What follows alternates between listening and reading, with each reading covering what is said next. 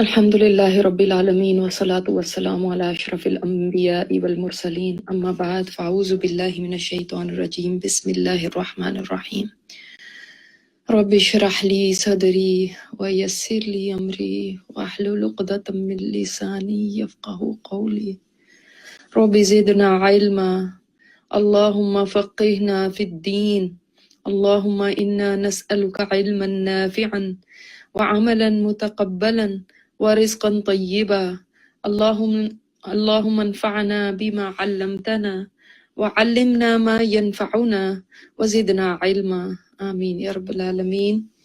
آج ہم انشاءاللہ تعالی سورۃ البقرہ آیت نمبر 214 سے 220 تک کریں گے۔ آج کے سبق کو دیکھنے سے پہلے امید ہے آپ نے پچھلی آیات پر غور و فکر کیا ہوگا۔ اللہ تعالیٰ نے دنیا کی زندگی کو کس کے لیے زینت بنایا؟ ہمارے لیے یا کافروں کے لیے؟ لیکن آج کتنی بڑی زینت بنی ہوئی ہمارے لیے۔ اس کا فائدہ لگتا ہے، اس کا نقصان لگتا ہے، اس کی مصیبت سب سے بڑی مصیبت لگتی ہے، اور اس میں ملنے والا کوئی فائدہ سب سے بڑا فائدہ لگتا ہے۔ یہ زینت بن گئی نا، اٹریکشن بن گئی، اٹریکٹ ہوتا ہے انسان اس کی طرف، اور یہ واقعی ایسی سرسبز چیز ہے جس کی طرف انسان اس کو رکھا ہی ایسا ہے اللہ تعالیٰ نے، کیونکہ اسی میں ہمارا امتحان ہے۔ پھر آپ نے دیکھا ہوگا ان لوگوں کو بھی جو کیسے جھگڑالو ہوتے ہیں اور جھگڑے کو پسند کرتے ہیں، اور کچھ ایسے بھی لوگ ہیں جو اپنے نفس کو بیچ دیتے ہیں اللہ کی رضا کی خاطر، وہ لوگ کیسے ہوتے ہیں، اور ہم نے اس میں سے کون سے اپنے لیے دیکھا کہ ہم کن میں ہیں اور کن میں بننا چاہتے ہیں۔ اور پھر دوبارہ آیا، پہلے بھی آیا تھا کہ شیطان کے قدموں کی پیروی نہ کرو، اب پھر آیا، اور بہت امپورٹنٹ بات کہ اللہ کے دین میں پورے کے پورے داخل ہونے، آدھے نہیں۔ اور حسنہ کا معنی آپ نے سمجھا ہوگا، اور پھر اب جب آپ نے نماز پڑھی ہوگی اور اس میں یہ دعا کی ہوگی تو آپ اچھی طرح جانتے ہوں گے کہ جب میں مانگ رہی ہوں دنیا کی حسنہ اور آخرت کی حسنہ تو میں کیا کہہ رہی ہوں۔ ٹھیک ہے، آج کی آیات بھی بڑی امپورٹنٹ ہے۔ اس میں بتایا جائے گا کچھ سوالات، بار بار آئے گا کہ وہ سوال کرتے ہیں، تو جو سوالات آپ صلی اللہ علیہ وسلم سے پوچھے گئے ان کا جواب اللہ تعالیٰ نے دیا ہے، اور وہ کس کس بارے میں پوچھے گئے، خرچ کرنے کے بارے میں پوچھے گئے، یتیموں کے بارے میں پوچھے گئے، شراب اور جوئے کے بارے میں پوچھے گئے۔ تو یہ کچھ چند ایک سوالات ہیں جن کے جوابات آج ہمیں ملیں گے کہ قرآن کیا کہتا ہے ان چیزوں کے بارے میں، کدھر خرچ کرنا چاہیے، کیسے کرنا چاہیے۔ اور پھر اسی طرح بڑی حکمت اللہ تعالیٰ کے فیصلوں کی کہ جو بعض دفعہ ہم نہیں سمجھ پاتے، وہ بھی آج کے سبق میں۔ اسی طرح قتال کے بارے میں قرآن کیا کہتا ہے۔ دیکھتے ہیں آج کی آیت نمبر 214 سے۔ ام حسبتم ان تدخلوا الجنت ولما یأتکم مثل الذین خلوا من قبلکم، کیا تم نے یہ سمجھ لیا ہے کہ تم داخل ہو جاؤ گے جنت میں ایسے ہی، جبکہ ابھی تو تمہارے پاس وہ مثال ہی نہیں آئی جو تم سے پہلے لوگوں پہ گزری۔ اللہ تعالیٰ نے اس آیت میں کس کو خطاب کیا؟ تم سمجھتے ہو کہ تم ایسے ہی جنت میں چلے جاؤ گے جبکہ تمہیں برابر مثال نہیں آئی۔ مسلمانوں کو یا کافروں کو؟ مسلمانوں کو، ٹھیک ہے، کیونکہ وہی امید لگاتے ہیں نا کہ ہم جنت میں جائیں گے، انہی کا یہ کہنا ہوتا ہے نا۔ تو مسلمانوں کو کہا جا رہا ہے، جو اسلام لا چکے ہیں، جو کلمہ پڑھ چکے ہیں، ان کو کہا جا رہا ہے کیا تم نے ایسے ہی سمجھ لیا تم یوں ہی جنت میں چلے جاؤ گے؟ یعنی اپنی ذرا مائنڈ سیٹنگ صحیح کرو، جنت میں داخلہ ایسے ہی نہیں ہو جاتا، تمہارے اوپر تو وہ چیزیں ابھی گزری نہیں ہیں جو تم سے پہلے لوگوں پہ گزری تھی۔ اب سوچنے کی بات یہ ہے کہ پہلے لوگوں پہ کیا گزرا تھا، یہ تبھی سمجھ آئے گا نا کہ کس چیز کو کہا جا رہا ہے۔ یعنی آزمائشیں، یعنی امتحانات، یعنی آگے بتایا گیا اسی کا جواب کہ کیا گزرا تھا ان کے اوپر۔ مستہم البأساء والضراء وزلزلوا، یہ تین چیزیں ان پہ گزری تھی کیا ہوا تھا ان کے ساتھ؟ ان کو پہنچی تھی سختیاں، اور خاص طور پہ اس سختی کے لیے کہتے ہیں جو مال سے متعلق ہو، یعنی فقر و فاقہ، بھوک اور درا میں ہر قسم کی ذہنی پریشانی، جسمانی تکلیف، زخم ہو گئے یا بیماریاں ہو گئیں، یا جیسے آپ کہتے ہیں جس کو ٹینشن، سٹریس، ذہنی ٹارچر، مینٹل ٹارچر جس کو آپ کہتے ہیں، یہ سب چیزیں اس کے اندر آتی ہیں۔ وَزُلْزِلُوا، اور وہ ہلا مارے گئے۔ ہلا مارے جانا مطلب کیا؟ جیسے جھنجھوڑ دیے گئے، یعنی ان کے اندر ان کی ذات میں بھونچال آ گیا جس کو کہتے ہیں، یعنی کئی صدمے، کئی، اللہ تعالیٰ معاف کرے، اللہ سب کو محفوظ رکھنا، کئی ایسی چیزیں ہوتی ہیں جو انسان کو ہلا کے رکھ دیتی ہیں، انسان کو سمجھ نہیں آتا کہ یہ میرے ساتھ ہو کیا گیا ہے۔ اتنی مشکل چیزیں ہوتی ہیں، زلزلہ کیسا ہوتا ہے نا، ہلا دیتا ہے نا ہر چیز کو، تو کئی مصیبتیں بھی انسانوں کو ہلا کے رکھ دیتی ہیں۔ یہ 3 چیزیں بتائی گئیں کہ پچھلے لوگوں پہ یہ چیزیں آئی ہوئی تھی، تو تم نے ایسے ہی سمجھ لیا کہ ان کی طرح تو تمہیں ابھی آزمایا ہی نہیں گیا۔ ان کے اوپر تو باسا آئی، درا آئی، زلزلو، وہ ہلا بھی دیے گئے، اور اتنے شدید ہلا دیے گئے، اتنے شدید، حتیٰ یہاں تک کہ یقول الرسول، کہہ اٹھے، پکار اٹھے رسول، چیخ اٹھے رسول، والذین آمنوا معہ، اور ان کے ساتھ جو ایمان لانے والے تھے وہ بھی پکار اٹھے، چیخ اٹھے، متی نصر اللہ، کب آئے گی اللہ کی مدد؟ یعنی وہ ٹو دس ایکسٹینٹ وہ چلے گئے۔ آپ سمجھ سکتے ہیں کہ انبیاء کا جو صبر ہوتا تھا وہ کتنا بڑا ہوتا تھا۔ وہ ایسی چھوٹی باتوں پہ وہ ہل نہیں جاتے تھے، ایسی چھوٹی چھوٹی باتوں کے اوپر وہ گھبرا نہیں اٹھتے تھے۔ اور ایمان والوں کا پایا استقلال کیسا ہوتا تھا، ایمان والے کیسے ہوتے تھے، ابھی آپ کو میں مثالیں بتاؤں گی، لیکن سوچیں، آپ امیجن کریں کہ اگر نبی کہہ اٹھے متی نصر اللہ، تو سوچیں کہ ان کے اوپر کیا بیتی ہوگی۔ جسٹ ہسٹری میں جا کے دیکھیں کبھی، ہم اپنے اوپر سمجھتے ہیں نا کہ ہمارے اوپر بڑی مصیبت آ گئی، ہائے مصیبتوں کے پہاڑ ٹوٹ گئے، ہائے سختیاں آ گئی، ہائے، وہ تمہیں تو پتہ ہی نہیں، ابھی تم تو جانتے ہی نہیں ہو سختی ہے کیا، جانتے ہو سختی کیا ہے؟ آئیے اس حدیث سے دیکھتے ہیں کہ سختی کیا ہوتی ہے۔ صحیح حدیث میں ایک دفعہ حضرت خباب بن ارت رضی اللہ تعالی عنہ نے کہا، اور خباب بن ارت کے بارے میں تھوڑا سا آپ کو بتا دوں کہ وہ کون ہے۔ وہ ام نمار ایک عورت تھی، اس کے غلام تھے، لوہے کا کام بہت اچھا کرنا جانتے تھے، اور جب غلام اسلام لے آتے تھے تو ان غلاموں کے لیے تو زندگی دوبھر ہو جاتی تھی۔ جب یہ اسلام لے کر آئے تو اس عورت نے ان کو اس قدر ٹارچر کیا، اتنا ظلم کیا کہ یعنی آپ سوچیں کہ جب اسلام کو عروج آ گیا، الحمدللہ نبی علیہ الصلوۃ والسلام کی وفات ہو چکی تھی، تو بعد میں ایک دفعہ غالباً حضرت عمر تھی شاید، کہ انہوں نے ان سے پوچھا کہ آپ کو کیسا ستایا گیا جب آپ اسلام لائے تھے؟ تو انہوں نے اپنی پیٹھ سے اپنی قمیض اٹھائی، اور پوری پیٹھ داغدار تھی، وائٹ جیسے داغ ہوتے ہیں اس طرح سے تھے، یعنی پوری کمر پہ، پوری بیک پہ، کہ کیا کرتے تھے کہ ان کوئلے دہکا دیتے تھے، اور اس کے بعد ننگی پیٹھ ان کو اوپر لٹا دیتے تھے، اور ہلنے نہیں دیتے تھے، اوپر پتھر رکھ دیتے تھے یہ ہل نہ سکے، اور وہ جو کوئلے بجھتے تھے وہ ان کی جو جو یعنی چربی پگھلتی تھی اس سے بجھتے تھے، جس سے ان کی پوری پیٹھ پہ نشان پڑ گئے تھے۔ آپ سوچیں اتنے ٹارچر کے بعد وہ آپ صلی اللہ علیہ وسلم کے پاس آئے اور فرمانے لگے، یا رسول اللہ، آپ ہمارے لیے دعا نہیں کرتے کہ یعنی ہم اتنی مشکل میں ہیں۔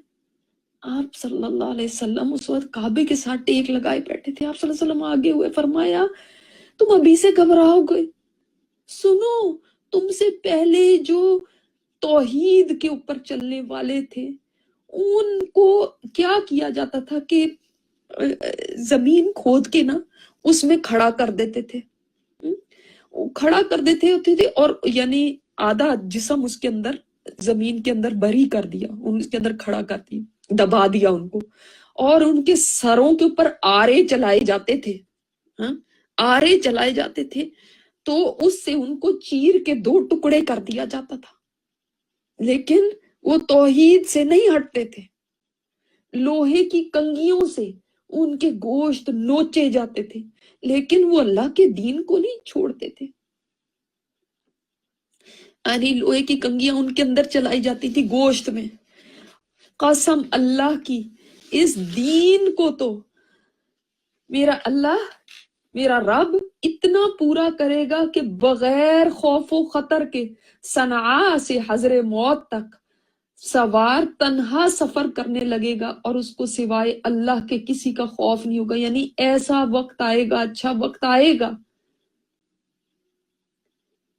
یعنی لیکن اس کے لیے صبر چاہیے، صبر چاہیے اس کے لیے۔ اللہ تعالیٰ نے ایسے ہی جنت نہیں دے دینی، آگے بھی آتا ہے قرآن پاک میں، سورہ آل عمران میں آتا ہے، اللہ تعالیٰ نے فرمایا ام حسبتم ان تدخلوا الجنت ولما یعلم اللہ الذین جاہدوا منکم، اللہ نے تو ابھی دیکھا ہی نہیں ہے تم میں سے کوشش کرنے والے کون سے اور صبر کرنے والے کون سے۔ اللہ نے تو، اللہ کو تو پتا ہے، اللہ تعالیٰ نے یہ نہیں کہ اللہ کو اب علم ہوگا، نہیں، اللہ کو تو پہلے سے علم ہے، لیکن جب تک وہ ظاہر نہ کر دے، جب تک وہ سب کے اوپر عیاں نہ کر دے، اس وقت تک بات نہیں بنتی۔ اللہ تعالیٰ نے اس دنیا میں حجت کو تمام کرنا ہے کہ یہ دیکھو، یہ وہ میرے بندے ہیں جو اللہ کے دین کی خاطر کیسے، یعنی سیسا پلائی ہوئی دیوار کی طرح ہو گئے کہ چٹانیں پہاڑ اپنی جگہ سے ہل جائیں، مگر انہوں نے اپنا دین نہیں چھوڑا۔ خباب بن ارت جن کے اوپر اتنا ٹارچر ہو رہا ہے، ان کو آپ صلی اللہ علیہ وسلم نے یہ جواب دیا۔ سوچیں، یہ جو وہ شعر ہے نا کہ یہ شہادت کا الفت، یہ شہادت گاہ الفت میں قدم رکھنا، لوگ آسان سمجھتے ہیں مسلمان ہونا، شہادت گاہ الفت میں قدم رکھنا، یہ تو بہت بڑی بات ہے، مسلمان ہونا آسان نہیں ہے۔ آج ہم کافروں کے سامنے فخر کر کے کہتے ہیں نا ہم تو مسلمان ہیں، ہم نے تو جنت میں چلے ہی جانا، تم لوگوں نے مرنا ہے جہنم کے اندر۔ یہ آپ کو کس نے بتایا؟ یہ آیتیں نہیں پڑھی قرآن میں؟ تم نے جنت میں جانا آسان سمجھا؟ دیکھیں، جب صحابہ کرام پہ سب پہ اتنا مشکل وقت آیا تھا، اور وہ احزاب کا وقت تھا، جنگ احزاب کے بارے میں سورہ احزاب میں آپ کبھی پڑھ کے دیکھیں، وہاں پہ کہا گیا ہے، اللہ تعالیٰ نے آیت 10 اور 11 پڑھیں تو، کہ جب تمہارے اوپر اور نیچے سے کافر تم پہ چڑھ دوڑے، یعنی 10,000 کا لشکر لے کے وہ مدینہ کے باہر کھڑے ہوئے ہیں، اتنی چھوٹی سی بستی ہے اور سب مل کے آ گئے ہیں، سب قبائل ایک ہو گئے، قریش اکیلے نہیں تھے، اور اس وقت خوف کا عالم یہ تھا کہ فرمایا تمہاری آنکھیں پتھرا کے رہ گئی اور کلیجے منہ کو آنے لگے، بلغت القلوب الحناجر، یعنی حنجرہ کہتے ہیں حلق کے اندر جیسے دل دھڑکنے لگتا ہے نا، کہ منہ پہ آ رہے ہیں، اور اس وقت تم اللہ کے متعلق طرح طرح کے گمان کرنے لگے، یعنی جو منافق تھے انہوں نے تو کہا لو جی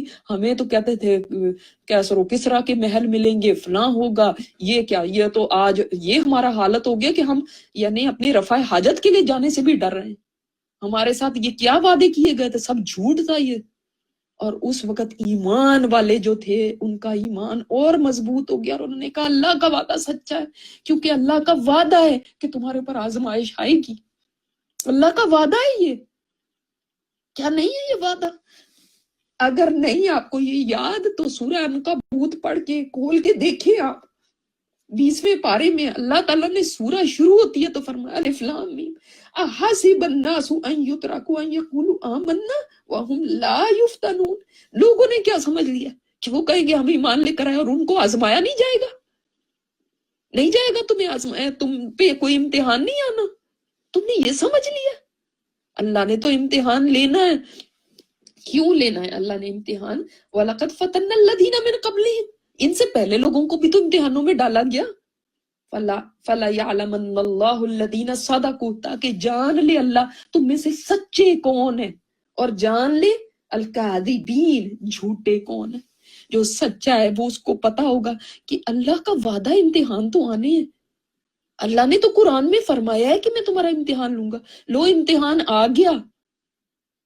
وہ یہ کہتے ہیں، اور چھوٹے چھوٹے امتحانوں پہ یہ نہیں سوچتے کہ قرآن پاک میں یہ بھی آتا ہے کہ بعض لوگ ایسے ہیں وہ چھوٹی چھوٹی مصیبتوں پہ بھی چیخ اٹھتے ہیں ایسے جیسے کہ اللہ کا عذاب آ گیا.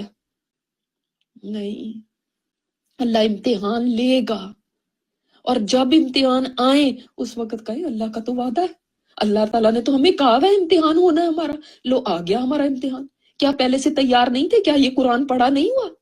کیا نہیں جانتے آپ؟ کیا ایمان لانا پھولوں کی سیج ہے؟ کیا اسلام ایسے ہی ہے کہ بس آئے، کلمہ پڑھا، من مانی زندگی گزاری اور دنیا سے چلے گئے، جنت آپ کی ہے؟ ایسے نہیں ہے.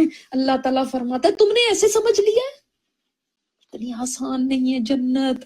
آپ صلی اللہ علیہ وسلم نے فرمایا سنو، اللہ کا سودا بڑا مہنگا ہے. اللہ کا سودا جنت ہے. کیا ہے؟ مہنگا کہ سستا؟ ہاں، آپ نے سستا سمجھا ہوا ہے؟ یہ لوگ جو آزمائے گئے، یہ کیا اللہ کو پیارے نہ تھے؟ ہم بہت لاڈلی ہیں. اللہ سب کو آزمائے گا. آزمائشیں آئیں گی اور تیار رہنا آزمائشوں کے لیے. انفرادی بھی آئیں گی، اجتماعی بھی آئیں گی. جیسے میں نے آپ کو جنگ احزاب کا بتایا، اجتماعی ایک ان کے اوپر امتحان آیا، اور انفرادی تو آپ کو پتا ہے کہ کتنے امتحان آئے. ایک نہیں آیا. پھر اس کے بعد جب تبوک میں گئے، کتنی بھوک تھی، کتنی بھوک تھی کہ یعنی ایک ایک کھجور سب کے حصے میں آتی تھی. صحابہ فرماتے ہیں کہ اس کے بعد یہ حال ہو گیا. ہمیں تب اس کھجور کی بھی ویلیو پتا چلی جب کھجور بھی نہیں وہ رہ گئی تھی تو ہم گٹھلیوں کو چوستے تھے، تو پھر پتے جھاڑ جھاڑ کے کہیں سے ملتے تھے تو وہ کھا لیتے تھے. آپ کو شیب ابی طالب بھول گئے؟ جبکہ اللہ اکبر، صحابہ پر اس قدر بھوک تھی، اس قدر بھوک کا عالم تھا، کوئی چیز کھانے کو نہیں ملتی تھی. کوئی چمڑا، کوئی کئی چیز کوئی مل جاتی تھی تو وہی کھا لیتے تھے. یہ بھوک کا عالم تھا. اور بھوک کس قدر مشکل چیز ہے. الحمدللہ ہم میں سے کبھی کسی نے یہ ایکسپیرینس نہیں کیا ہے، مگر بھوک بہت بڑا عذاب ہے. اللہ نہ کبھی دکھائے. تو دنیا کی جو مشکلات آتی ہیں، جو آزمائشیں ہیں، ان پہ گھبرا نہ جائیں کہ ہائے یہ کیا ہو گیا. نہیں، تمہارے تو قرآن میں لکھا ہے کہ آئیں گے تمہارے اوپر امتحان. تمہیں تو پتا ہونا چاہیے، تمہیں تو ریڈی ہونا چاہیے. تمہیں تو امتحان کو دیکھتے ہی کہنا چاہیے آ گیا امتحان. اور تمہیں تو تب یہ دعائیں کرنی چاہیے اللہ اس امتحان سے سرخرو کرنا، صحیح سے گزار دینا ہمیں، ہمارے ایمانوں کو نہ دھچکا لگے. یا اللہ ہمارے ایمان اس سے اور مضبوط کر دینا، نہ کہ تم گھبرانے لگو، نہ کہ تم چیخو پکار کرنے لگو یہ کیا ہو گیا، یہ کیا ہو گیا ہمارے ساتھ. ہم پر تو وہ امتحان آئے نہیں ابھی. ہم کس کو امتحان سوچتے ہیں؟ کوئی ٹیڑھی نظر سے ہمیں دیکھ لے تو ہائے بڑا، میرے لیے تو بہت بڑا امتحان ہو گیا. کوئی ہماری طرف کوئی کمنٹ کر دے ہمارے حجاب کے اوپر، ہمارے حال حلیے کے اوپر، آئے تو ہم تو وہیں ڈپریشن میں چلے جاتے ہیں. ہمارے گھر والے ہمارے کوئی ہمیں باتیں سنانے لگے تو ہمیں اس کے اوپر ہی اتنا سٹریس ہو جاتا ہے. ہمارے دوست اگر ہمیں اب بلاتے نہیں ہیں کیونکہ ہم قرآن کی طرف آ گئے اور ہم نے کچھ 2 قدم آگے بڑھا لیے اس راستے میں، ہاں، تو پھر اس کے اوپر بھی ہمیں ہوتا ہے کہ ہاں ہمارا بڑا امتحان ہے، یہ بڑا مشکل ہے. ہم تو کسی چیز کو بھی برداشت نہیں کرتے اور سوچتے ہیں یہ جنت کی ہم امید رکھتے ہیں، سوچتے ہیں ہم جنت میں چلے جائیں گے ایسے. ہاں، کئیوں پہ بہت بڑے امتحان آئے، پھر ان کے درجے بھی اتنے بڑے ہیں کیونکہ آپ صلی اللہ علیہ وسلم نے فرمایا سب سے بڑے امتحان تو انبیاء پہ آئے ہیں، اس کے بعد ان کے بعد والوں پہ، اس کے بعد ان کے بعد والوں پہ. تو اگر امتحان آتا ہے تو ایمان کے مطابق آتا ہے. اگر امتحان آئے گا تو جس قسم کا ایمان ہوگا، جتنا جس کا مضبوط ایمان ہوتا ہے اس کے مطابق آتا ہے، اور پھر درجے بھی اس کے مطابق ایلیویٹ ہوتے. لیکن آئے گا ضرور امتحان، یہ نہ سمجھنا کہ نہیں آئے گا. آزمائشیں آئیں گی، مشکلات آئیں گی، وہ دیکھو ان کے اوپر بھی آئی، لیکن اللہ تعالیٰ نے کیا فرما دیا کہ جس وقت اس قدر مشکل آ گئی کہ جب انبیاء بھی اور ان کے ساتھ ماننے والے بھی بول اٹھے کہ متا نصر اللہ، تو اللہ نے فرمایا ان نصر اللہ قریب، اللہ کی مدد قریب ہے۔ تو جو چیز آ رہی ہوتی ہے وہ قریب ہی ہوتی ہے، اللہ چھوڑتا نہیں ہے۔ جب رات بہت گہری ہو جائے نا، اندھیرا بہت زیادہ ہو جائے، تبھی ٹائم ہوتا ہے کہ اب دن نکلنے والا ہے۔ حدیث میں آتا ہے بندہ جب نا امید ہونے لگتا ہے نا، اس کو لگتا ہے کہ اب نہیں کچھ ہو سکتا، اب نہیں کچھ ہونا، بس ختم ہو گیا سب کچھ، تب اللہ تعالیٰ تعجب کرتا ہے، اللہ حیران ہوتا ہے کہ میری فریاد رسی تو پہنچنے والی ہے، میری مدد تو پہنچنے والی ہے، اور میرا بندہ مایوس ہوتا چلا جا رہا ہے۔ اللہ تعالیٰ اس کی جلدی کے اوپر اور اپنی رحمت کے قریب ہونے پہ ہنس دیتا ہے کہ دیکھو میری رحمت اتنی قریب ہے اور یہ کیسے مایوس ہوا چلا جا رہا ہے۔ اور اللہ کی مدد تب قریب ہوتی ہے جس وقت اللہ آزما لیتا ہے۔ اور دیکھ لیں پھر جنگ احزاب میں کیا ہوا، اس کے بعد آپ صلی اللہ علیہ وسلم نے فرمایا آج کے بعد یہ کافر کبھی تم پر حملہ کرنے کے لیے دوبارہ نہیں آئیں گے، اور نہیں آئے کبھی، وہ بس آخری تھا۔ اللہ نے کیسے ان کا زور توڑ دیا۔ اور نبی علیہ الصلوۃ والسلام کی زندگی میں دیکھیں، آپ کے اوپر بھی کم مشکلات نہیں آئی ہیں، ٹھیک ہے اس طرح کے ٹارچر نہیں آئے، لیکن ہر قسم کا پریشر آیا۔ آپ کے چچا کی کو اتنا پریشرائز کیا گیا کہ وہ آپ کو پریشرائز کرے، حتیٰ کہ ایک دن چچا نے بلا کے کہہ دیا بھتیجے میرے بڑھاپے پہ رحم کرو، مجھے نہ اتنا ستاؤ کہ تم یہ کام کو چھوڑ دو۔ تو آپ صلی اللہ علیہ وسلم اب جب چچا کی طرف سے یہ آ گیا نا، تو آپ صلی اللہ علیہ وسلم کی آنکھوں میں آنسو آ گئے۔ فرمایا تھا اس وقت کہ میرے چچا اگر یہ میرے ایک ہاتھ میں سورج اور ایک میں چاند بھی رکھ دیں تو میں اس کام سے باز نہیں آؤں گا۔ اور چچا نے جب دیکھا کہ میرا بھتیجا اس قدر ڈٹرمنڈ ہے تو فرمایا جاؤ جاؤ پھر جو بھی کرو۔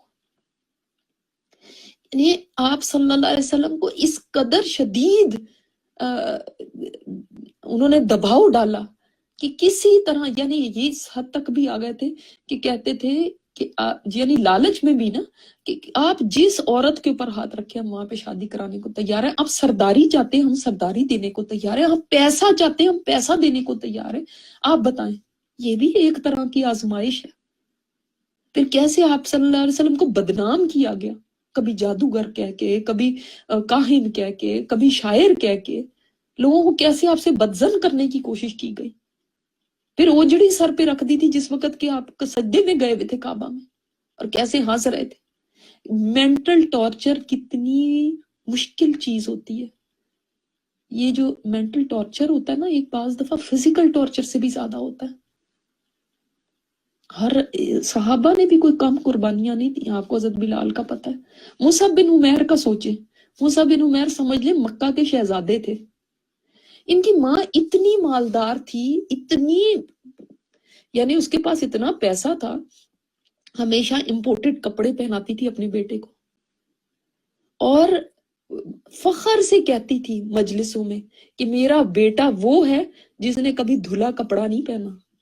دھلا ہوا کپڑا نہیں پہنا مطلب یعنی ہمیشہ نیا کپڑا پہنتا ہے۔ اور ظاہر ہے اتنے پیسہ تھا، بیٹا بھی لاڈلا تھا، تو کہا جاتا ہے کہ جب مصعب گزرتے تھے نا کہیں سے تو لوگوں کو انہوں نے جو خوشبو لگائی ہوتی تھی اس سے پتہ چلتا تھا مصعب یہاں سے گزرا، کیونکہ امپورٹڈ خوشبو ان کے لیے منگوائی جاتی تھی۔ یعنی شہزادوں والی زندگی۔ اور جب اسلام لائے تو اسی ماں نے کہا کہ اگر تو اس دین کا انکار نہیں کرے گا تو میرے ساتھ تیرا کوئی تعلق نہیں ہے۔ تو اس وقت کہتے ہیں کہ میں اس دین کو نہیں چھوڑ سکتا، سب یہ عیش و آرام اور سب کچھ چھوڑ دوں گا۔ ماں نے کہا تھا کہ یہ جو سب کچھ تمہارے پاس ہے نا یہ ہم نے دیا ہوا ہے، یہ سب چھوڑنا پڑے گا، پھر اس کے لیے تیار ہو گئے۔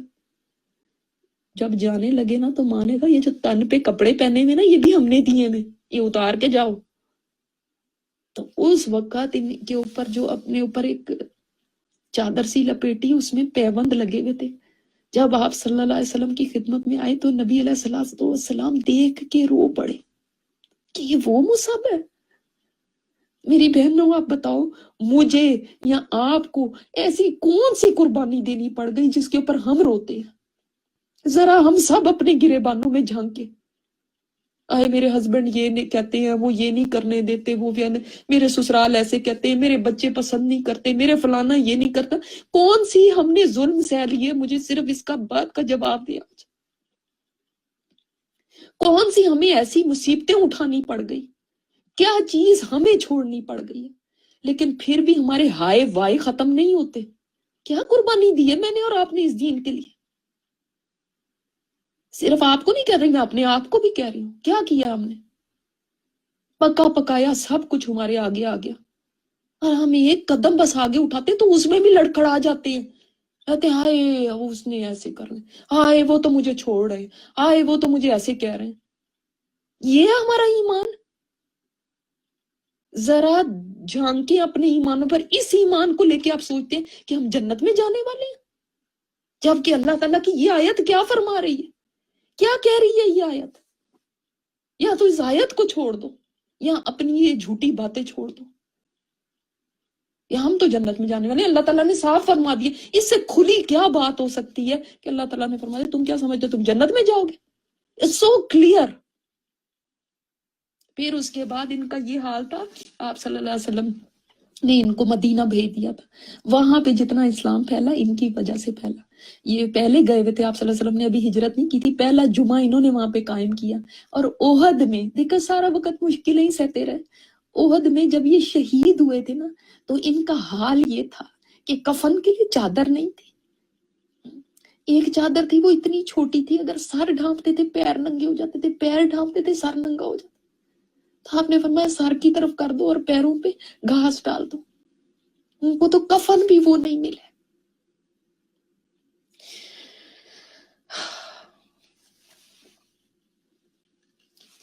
تو متى نصر اللہ، کب آئے گی اللہ کی مدد؟ تو اللہ کی مدد قریب ہے۔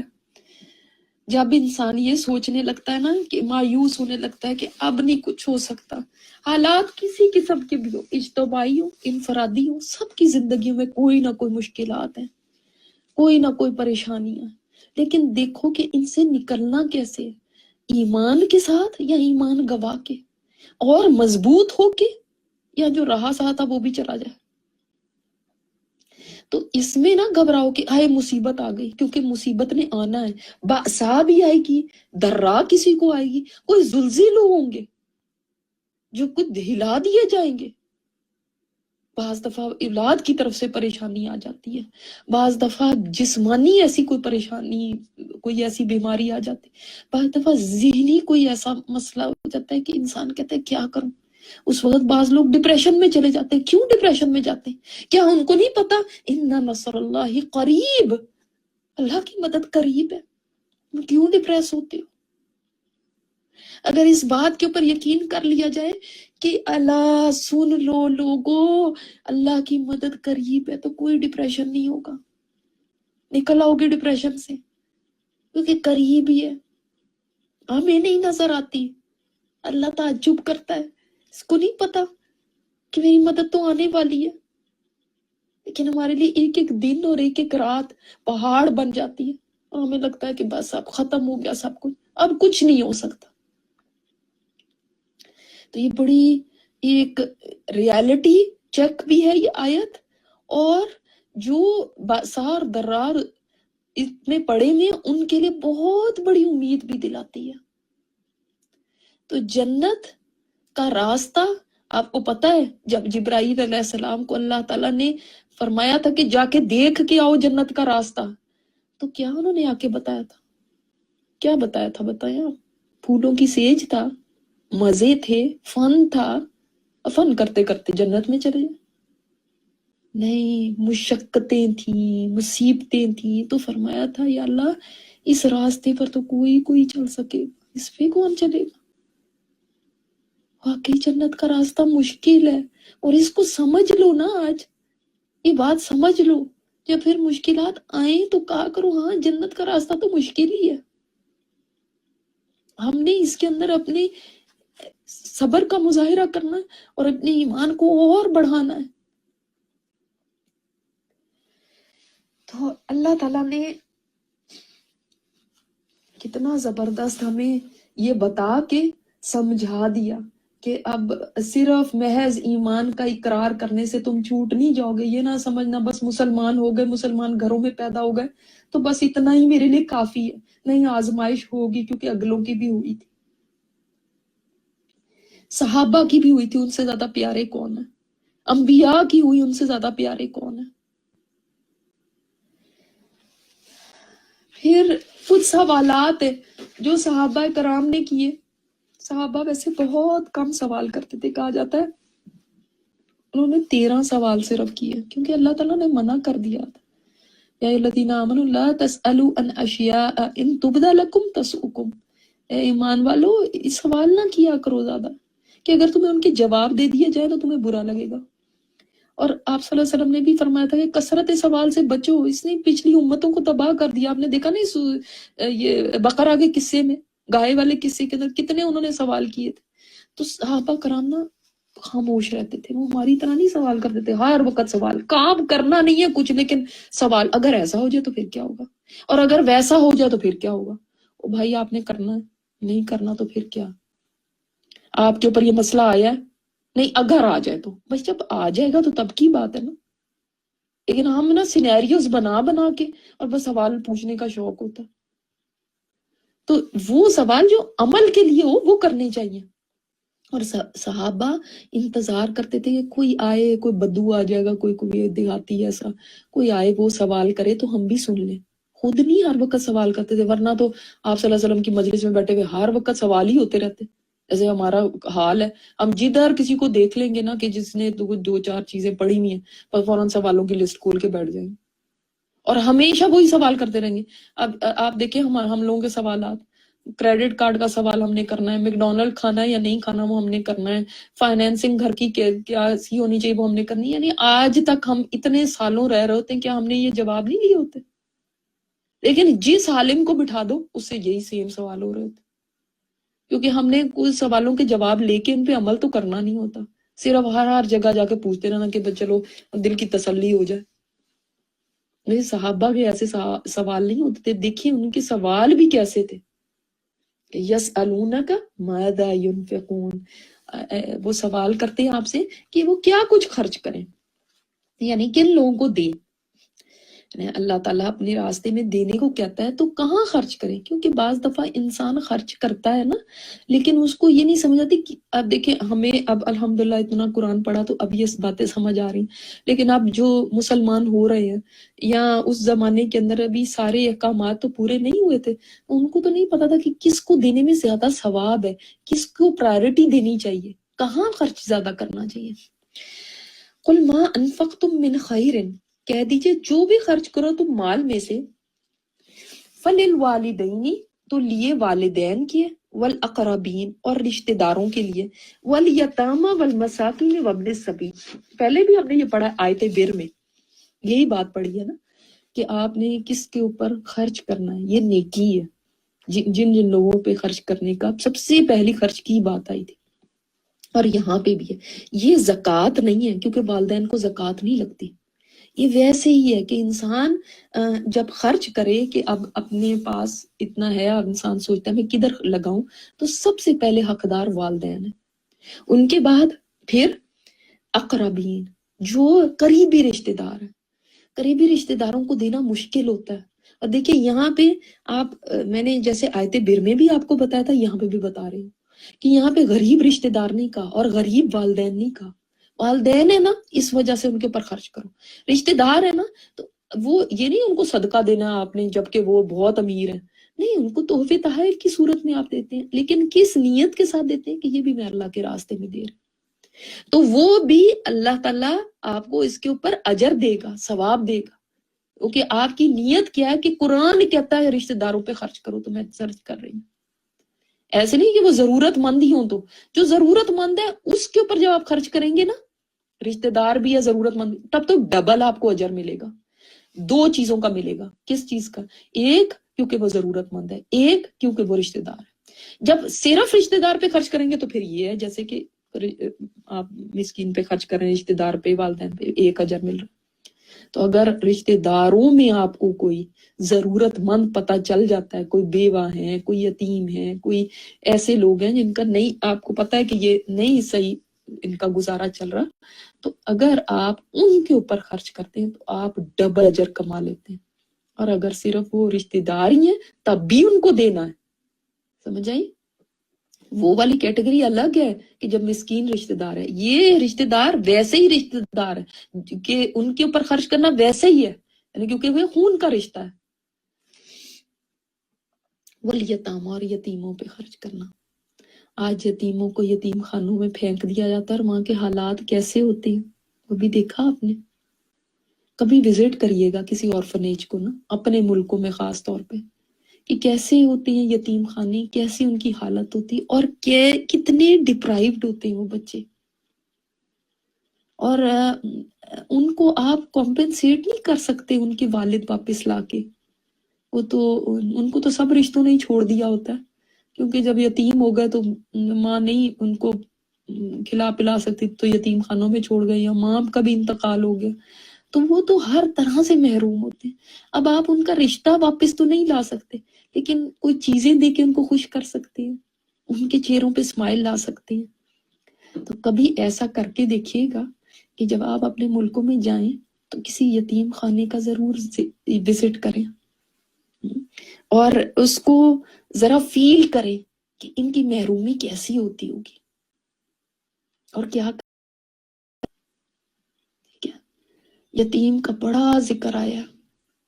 اگر چاہتے ہیں کہ دل نرم ہو نا، تو کیا فرمایا تھا آپ صلی اللہ علیہ وسلم نے؟ ایک بندے نے اپنے دل کی سختی کی شکایت کی تھی، تو کیا فرمایا تھا؟ یتیم کے سر پہ ہاتھ رکھو. اور مساکین، مسکین جو ہینڈ ٹو ماؤتھ ہے، ان کا نہیں گزارا صحیح سے، وہ آپ سے مانگتے کچھ نہیں ہے. سفید پوش جن کو کہتے ہیں، گھر میں بیماری آ گئی، چھت لیک کر رہی ہے، گھر میں اور کوئی مسئلے مسائل آ گئے، کوئی ایسا، کوئی شادی آ گئی، کوئی ایسی چیز آ گئی، نہیں وہ اتنا کر سکتے. یا بعض دفعہ ایسے ہوتا ہے، آپ کو پتہ ہے کسی کی جاب چلی گئی ہے، اس کے گھر میں اتنے افراد ہیں، کیسے اپنا گزارا چلاتا ہوگا. ہم یہ نہیں، ہم انتظار کیا کرتے ہیں، اس چیز کا انتظار کرتے ہیں کہ کوئی ہم سے مانگے گا تو پھر ہم دیں گے. مانگنے سے پہلے نہیں نظر آتا کہ یہ کیسے گزارا چلاتے ہوں گے. دیکھیں، ٹھیک ہے وہ بھی نیکی ہے، کسی نے مانگا تو آپ نے دیا، لیکن اصل نیکی وہ ہے کہ آپ کسی کو مانگنے کی جو جس میں ہوتی نا ایک شرم اور ایک حیا ہوتی ہے کہ کوئی آپ کے آگے ہاتھ پھیلائے، اس سے آپ اس کو بچا لیں، اس کو کہنا نہ پڑے، وہ اس کرب سے نہ گزرے. کیونکہ کسی کے آگے ہاتھ پھیلانا انسان کو بہت اندر سے توڑ دیتا ہے، یہ آسان نہیں ہوتا. سمجھائے؟ وہ جو ایک پروفیشنل فقیر ہوتے ہیں وہ تو ایک الگ بات ہے نا، انہوں کو تو دھندا ہی یہ بن چکا ہوتا ہے. لیکن ادروائز کوئی آسان بات نہیں ہوتی کہ کوئی کسی کے کہے اور پھر جو آگے سے اس کو ایک بھی سنا دینا تو اس کے دل پہ کیا گزرتی ہے. اللہ نہ کسی کو ایسی ضرورت ڈالے کہ وہ کسی کے آگے ہاتھ اس کو پھیلانے پڑے. اسی لیے فرمایا اوپر والا ہاتھ نیچے والے ہاتھ سے بہتر ہے. اللہ تعالیٰ کسی کو اوپر والا ہاتھ دیتا ہے نا تو اس کے اوپر اللہ کا شکر ادا کیا کیجیے. شکر ہے اللہ تو نے مجھے اوپر والا ہاتھ دے. اس پہ یہ نہ کہے ہمیں سے ہی ہمیشہ کہتے رہتے ہیں، ہمیشہ مانگتے ہی رہتے ہیں، اب ہم ہی دیتے رہے. کسی اور کو جا کے کہے نا لو میں نے اتنا دیا تو تھا، وہ تو آپ کو تو شکر ادا کرنا چاہیے کہ اللہ تے شکر ہے تو نے مجھے اوپر والا ہاتھ دیا. یہ نہیں کہ اسے تنگ پڑنے شروع ہو جائے، کیونکہ ہو سکتا تھا وہ نیچے والا ہاتھ میرا اور آپ کا ہوتا. اوپر والا ہاتھ دینے کو ہمیشہ جب دیتے وقت کسی کو اس کو نہیں دیکھیں، اپنے کو دیکھیں کہ اللہ تیرا شکر ہے. میں بھی ہو سکتی تھی دوسری طرف، اللہ شکر ہے تو نے اوپر والا دے دیا ہاتھ. یہ کبھی نہ کہیں ہم ہی رہ گئے ہر دفعہ مانگنے آ جاتے ہیں، انہیں کام ہی بنا لیا. تو شکر ہے کہ وہ ہم سے کہہ رہے ہیں، کچھ آسک کر رہے ہیں. شکر ہے ہم آسک کرنے والوں میں نہیں ہیں، ہم مانگنے والوں میں نہیں ہیں. ٹھیک ہے؟ تو مساکین، مسکین کی ضرورت کو خود سمجھو. اصل بات یہ ہے کہ اس کو اس ٹارچر میں نہ ڈالو کہ وہ آپ کو کہے اور کتنا اپنے آپ کو مار کے پھر آپ کے آگے کچھ بات کہے. آپ خود سمجھ جاؤ نا اس کو ضرورت ہوگی، یقیناً خود آگے بڑھ جاؤ. اصل بات یہ ہے اصل نیکی تو یہ ہے. اور اپنے سبیل، یہ پہلے بھی پڑھا تھا کہ مسافروں کو بعض دفعہ کئی جگہ پہ بہت مشکلات ہو جاتی ہیں، کبھی ایئرپورٹس پہ، کئی کسی جگہ نئے آئے ہوتے ہیں. میں نے آپ کو ریفیوجیز کا بھی بتایا تھا، مہمانوں کا بھی اس میں بتایا تھا آیت بر میں. تو اس کو سمجھنا ہے کہ ہمیں مسافروں کا بھی دھیان رکھنا ہے، ان کے اوپر بھی خرچ کرنا ہے. اللہ ہمیں خرچ کرنے والا دل عطا فرمائے. ہاں، اور اوپر والا ہاتھ ہمیشہ دیے رکھے. اتنا دل بھی تو ہونا چاہیے نا، پیسہ ہونا ہر ایک چیز نہیں ہوتی. بعض دفعہ بہت بہت امیر ہوتا ہے. آپ کو پتہ ہے اسٹیٹسٹکس بتاتی ہیں کہ جو جتنے امیر ہیں نا وہ اتنی چیریٹی نہیں کرتے. زیادہ جو مڈل کلاس ٹائپ لوگ ہوتے ہیں، بہت زیادہ امیر نہیں ہوتے، اپر مڈل کلاس، وہ زیادہ چیریٹی کرتے ہیں. وَمَا تَفْعَلُوا مِنْ خَيْرٍ فَإِنَّ اللَّهَ بِهِ عَلِيمٌ. جو بھی تم نیکی کرو گے نا، جو بھی تم خیر کرو گے، اللہ اس کو جاننے والا ہے. یعنی اللہ کو پتا ہے آپ کے پاس کتنا ہے اور آپ کتنا دے رہے ہیں. بعض دفعہ کروڑوں ہوتا ہے اور اس میں سے نکالیں گے کیا؟ 100. آپ کے پاس کروڑوں ہے اور آپ 100 نکال رہے ہیں. ہاں، ایک کے پاس 1000 ہے اور وہ 100 نکالتا ہے، اس کا بنتا ہے. آپ کے پاس بہت ہے تو اس کے مطابق ہی نکالو. پھر دیکھیں وَمَا تَفْعَلُوا مِنْ خَيْرٍ، جو بھی تم نیکی کا کام کرو گے اس کو یہ نہ سوچو کہ ہاں کسی کو تو پتا نہیں چلا، کس سے تو دیکھا نہیں، میں نے تو اس طرح دیا تھا، اس طرح کہا تھا، میں نے اس کو بتایا نہیں یہ صدقہ ہے، میں نے یہ نہیں کیا. تم جو کر رہے ہو نا، جس کے لیے کر رہے ہو اس کو پتا ہے، بس اتنا ہی کافی. اس کے بعد اس کو نہ جتاؤ، نہ اس کے اوپر احسان چڑھاؤ، نہ اس کو اس کے بعد باتیں سناؤ ہم نے تمہارے فلاں وقت میں تمہاری مدد کی تھی. نہیں، جو تم کر رہے ہو وہ نیکی اللہ جانتا ہے.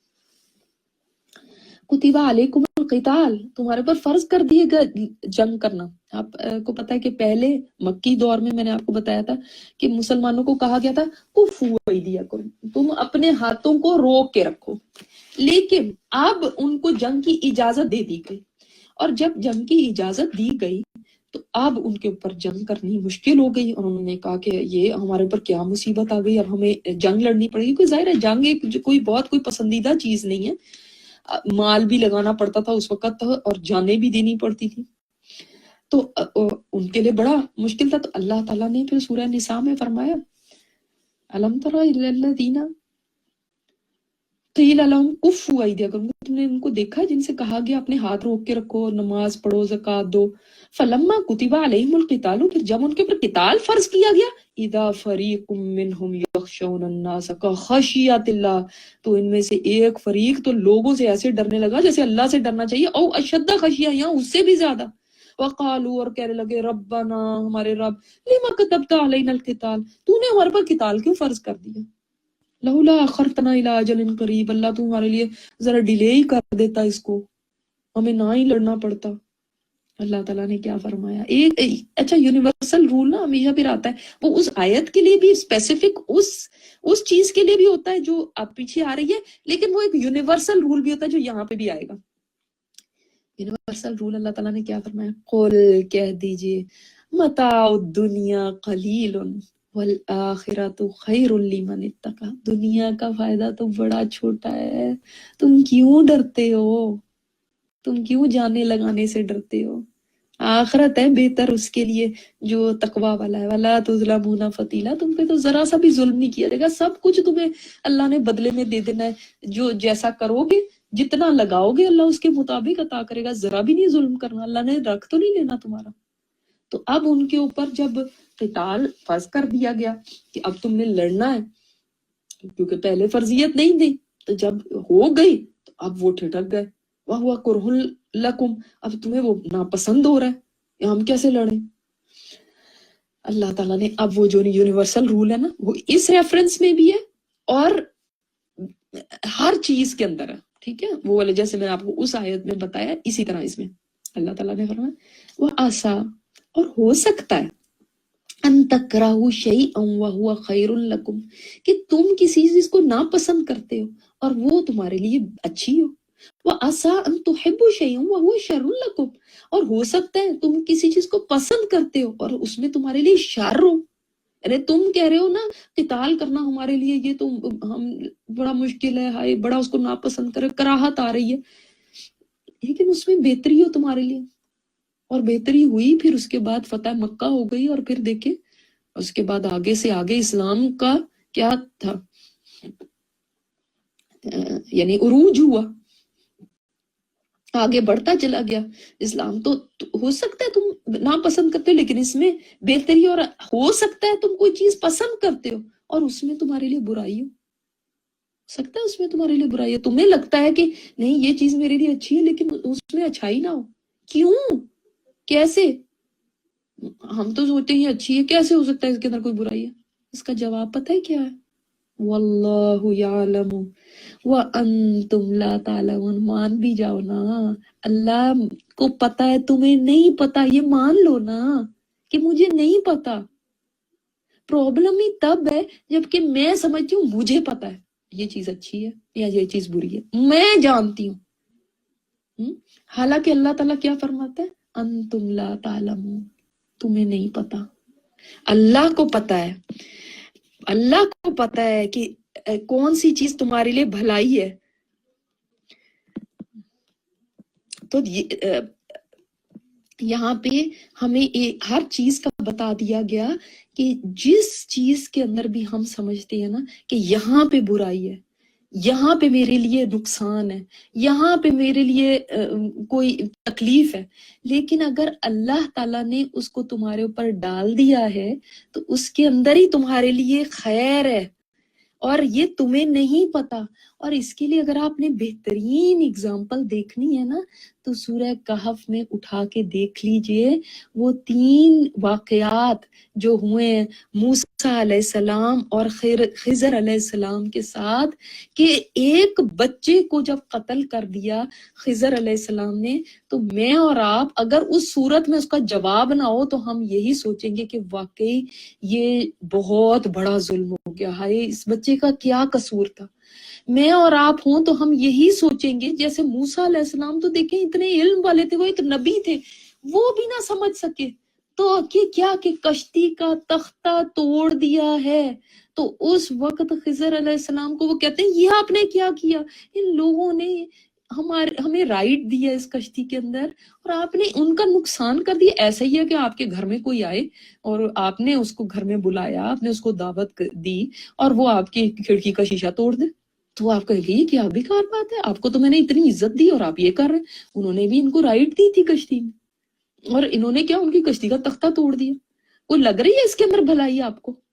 फिर कोई लग रही है इसमें भलाई कि जो शहर वाले कोई मेहमान नवाजी ही ना करें, ऐसे ही छोड़ दें, वहां पे तो कोई होटल नहीं था तो ऐसे ही छोड़ दिया। तो उसके बाद क्या है, उसके बाद उन्हीं की दीवार बना रहे हैं, और जब दीवार बना रहे हैं तो मूसा अलैहिस्सलाम जाहिर है नेचुरली कहेंगे कि ये आप इनकी खिदमत कर रहे हैं, वो लोग जिन्होंने हमारी मेहमान नवाजी नहीं की आप उनके साथ ही ये भलाई करें, इसकी क्या जरूरत है, इन्होंने तो हमें ऐसे ही जाने दिया। तो उन 3 वाकयात को पढ़ के अल्लाह ताला ने हमें समझा दिया कि बहुत सारी जिंदगी में ऐसे काम आएंगे, तुम्हें लगेगा इसमें मेरे लिए क्या भलाई हो सकती है, मुझे तो नहीं समझ आती इसमें क्या हो सकता है। आप अपना दिमाग इतना दौड़ाते हैं, आप इतनी सोचते हैं चीजें, इतनी तावीलें निकालते हैं, हो सकता है ऐसे, हो सकता है ऐसे, लेकिन आप ये याद रखिएगा, अंतुम ला तालमून, अल्लाह जानता है, तुम्हें नहीं पता। तुम उस चीज तक शायद कभी जिंदगी भर ही ना पहुंच सको। आप हो सकता है किसी एक्सीडेंट में, किसी और ऐसी चीज में, किसी की डाइवोर्स हो गई है, किसी के साथ कोई ऐसा हादसा हो गया है, किसी की डेथ हो गई है, आप सोचते हैं हाय ये तो, इसमें तो मुझे नहीं समझ आती, वैसे ये तो बड़ी अजीब बात है, ये भला इसमें कैसे हो सकता, आपको नहीं पता। जब इंसान ये आखिरी टुकड़ा मान लेता है ना, सारी बात फिर क्लियर हो जाती है। वल्लाहु यालमु व अंतुम ला तालमून, अल्लाह जानता है, तुम्हें नहीं पता। तो इसको क्यों नहीं हम मान लेते कि अल्लाह जानता है, मुझे नहीं पता। और ये ही वो चीज है कि आप इस आयत पे अगर ईमान रख लेते हैं ना, तो हो सकता है तुम्हें कोई चीज अच्छी लगती है, आप कहते हैं कि मुझे मिल जाए, क्यों नहीं मिली, इतना उसको आप शौक करते हैं। हो सकता है कहीं शादी करनी है, हो सकता है किसी को औलाद की तमन्ना है, हो सकता है किसी को बेटा चाहिए, हो सकता है कोई भी ऐसी चीज जो आपकी शदीद तरीन ख्वाहिश है और वो आपको नहीं मिलती। اللہ کو پتہ ہے وہ آپ کے لیے نہیں صحیح ہے. ہو سکتا ہے ایسی جگہ جاب ہے لیکن آپ کے ہاتھ سے وہ چیز نکل گئی. اب آپ کو اتنا صدمہ ہوتا ہے, اتنا دکھ ہوتا ہے کہ کیوں ایسا ہوا, لیکن آپ کو نہیں پتا کہ اس میں کیا شر تھا جو اللہ نے آپ سے دور کر دیا. تو یہ آیت ہمیں تقدیر پہ راضی ہونا سکھاتی ہے. جب ہم کہہ دیتے ہیں اللہ تو الحکیم ہے, حکمت والا ہے, تو اللہ کا ہر فیصلے میں حکمت ہے. ہر فیصلے میں جب مان لیا کہ حکمت ہے, تو یہاں پہ آگے کیا مسئلہ ہو جاتا ہے کہ جب ہمارے ساتھ کچھ ہوتا ہے تو ہم ڈاؤٹ کرنے لگتے ہیں, پتہ نہیں کیا اس میں ہوگا. خیر بس اس وقت ہی کہہ دیں واللہ یعلم انتم لا تعلمون, اللہ نے تو یہ فرمایا تو میں پھر کیسے سوچ سکتی ہوں, مجھے کیا پتا, پھر مجھے کچھ نہیں پتا, اللہ تجھے پتا ہے اس میں کیا خیر ہے. لیکن اس میں ضرور خیر ہے, یہ نہ کہیں ہو سکتا ہے اس میں کوئی خیر ہو, نہیں, ضرور اس میں اللہ خیر ہے, کیونکہ یہ تیرا فیصلہ ہے. میں نے کیا فیصلہ سوچا تھا, میں نے یہ سوچا تھا, اور ہوا کیا, وہ کچھ اور ہو گیا. وہ جو دوسرا ہوا ہے وہ کس کی مرضی سے ہوا, اللہ کی. میرا فیصلہ زیادہ اچھا ہے کہ اللہ کا؟ پہلے تو یہ ہم فیصلہ کر لینا کہ کون زیادہ اچھے فیصلے کرتا ہے, میں یا اللہ. اللہ کا فیصلہ ظاہر ہے وہ اچھا ہے, لیکن دیکھنے میں تو اچھا نہیں لگ رہا, دیکھنے میں تو بالکل اچھا نہیں لگ رہا. تو تب ہے ایمان آتا. یہ ہے ایمان کہ انسان کے اندر جب ایمان ہوتا ہے نا, تب وہ کہتا ہے کہ نہیں, مجھے سمجھ آئے نہ آئے, میری عقل کچھ چیز نہیں ہے, بس یہی ٹھیک ہے. یہ ہوتا ہے پھر ایمان. پھر ایمان اندر ہوگا تو پکار اٹھے گا یہ ایمان, یہ بات آپ کی زبان سے نکلے گی اور دل میں اس چیز کی کنوکشن ہوگی. جب ایمان نہیں نہ ہوتا تو پھر ہوتا ہے کہ کہتے بھی ہیں منہ سے ہاں کوئی ہوگی, کوئی بہتری ہوگی, لیکن بس وہ بھی بددلی کے ساتھ ہی, اندر نہیں یقین ہوتا کہ ہاں بہتری ہے, بددلی, ڈاؤٹس. ایک دفعہ کا واقعہ کہ علی بن ابی طالب نے عدی بن حاتم کو غمگین دیکھا تو فرمایا عدی کیا بات ہے, میں تمہیں غمگین دیکھ رہا ہوں, پریشان دیکھ رہا ہوں. تو انہوں نے کہا میں کیوں پریشان ہوں, میرے 2 بیٹے قتل ہو گئے اور میری آنکھ پھوٹ گئی ہے. تو فرمایا عدی جو اللہ کی تقدیر پر راضی ہوا وہ جو اس پہ جاری ہو گئی اس کو اجر ملے گا, اور جو اللہ کی تقدیر پہ راضی نہ ہوا تو تقدیر تو پھر بھی وہی ہو کے رہے گی, لیکن اس کا عمل ضائع ہو جائے گا. اللہ اکبر. تو جب آپ صلی اللہ علیہ وسلم نے فرمایا ہے کہ جب اللہ تعالیٰ کسی بندے سے بھلائی کا ارادہ کرتا ہے نا, تو اس کو اپنی تقسیم پہ راضی کر دیتا ہے کہ جیسا میں نے تیرے لیے فیصلہ کیا اس پہ راضی ہو جا. انسان پھر یہ کہتا ہے نا بس اللہ کا فیصلہ ہے, بس ٹھیک ہے, میں اللہ تیرے فیصلے پہ راضی. تو اللہ کسی بھلائی کا ارادہ کرتا ہے تو کیونکہ یہ آسان نہیں ہوتا اللہ کے فیصلوں پہ راضی ہونا. قرآن پڑھنا آسان ہے, نمازیں پڑھنا آسان ہے, اللہ نے فیصلہ کر دیا اور اس کے اوپر ہم راضی ہو جائیں دل سے, یہ بڑا مشکل ہوتا ہے دل کو منانا. اور داؤد علیہ السلام کی زبور میں ہے, کیا تم جانتے ہو کہ سب سے زیادہ تیزی کے ساتھ پل صراط سے کون گزرے گا؟ اور وہ اس کا جواب بتایا کہ وہ جو میرے فیصلے پہ راضی ہیں اور ان کی زبانیں میرے ذکر سے تار ہیں. جی, تو اللہ تعالیٰ کے فیصلوں پر راضی رہنا, تقدیر پہ راضی رہنا کہ جو بھی میرے ساتھ ہوا ہے یہ اللہ کا فیصلہ ہے اور اس میں بھلائی ہے. ٹھیک ہے, تو مومن کو چاہیے اللہ کی تدبیر کو اپنی تدبیر سے بہتر سمجھے, اللہ کے فیصلے کو اپنے فیصلے سے بہتر سمجھے. ٹھیک ہے, اور بہت ساری مثالیں آپ کو میں نے تو ایک سورہ کاف کی دی ہیں, اور بھی بہت ساری مثالیں ہیں, لیکن بعض چیزیں انسان کو بعض دفعہ دنیا میں پتہ بھی چل جاتی ہیں, اور بہت ساری چیزیں ہیں جو پتہ نہیں چلتی کہ ان میں کیا بھلائی تھی. لیکن یہ ایمان ہے جس کی وجہ سے ہم نے یہ یقین رکھنا کہ بھلائی ہے, کیونکہ واللہ یعلم وانتم لا تعلمون. یسألونک عن الشہر الحرام قتال فیہ, وہ سوال کرتے ہیں آپ سے شہر حرام میں قتال کے بارے میں. اب اس کا ایک شان نزول ہے, اس کے پیچھے ایک واقعہ ہے جو پہلے آپ کو میں بتا دوں تاکہ پھر آپ کو یہ بات اچھی طرح سے سمجھ میں آ جائے گی.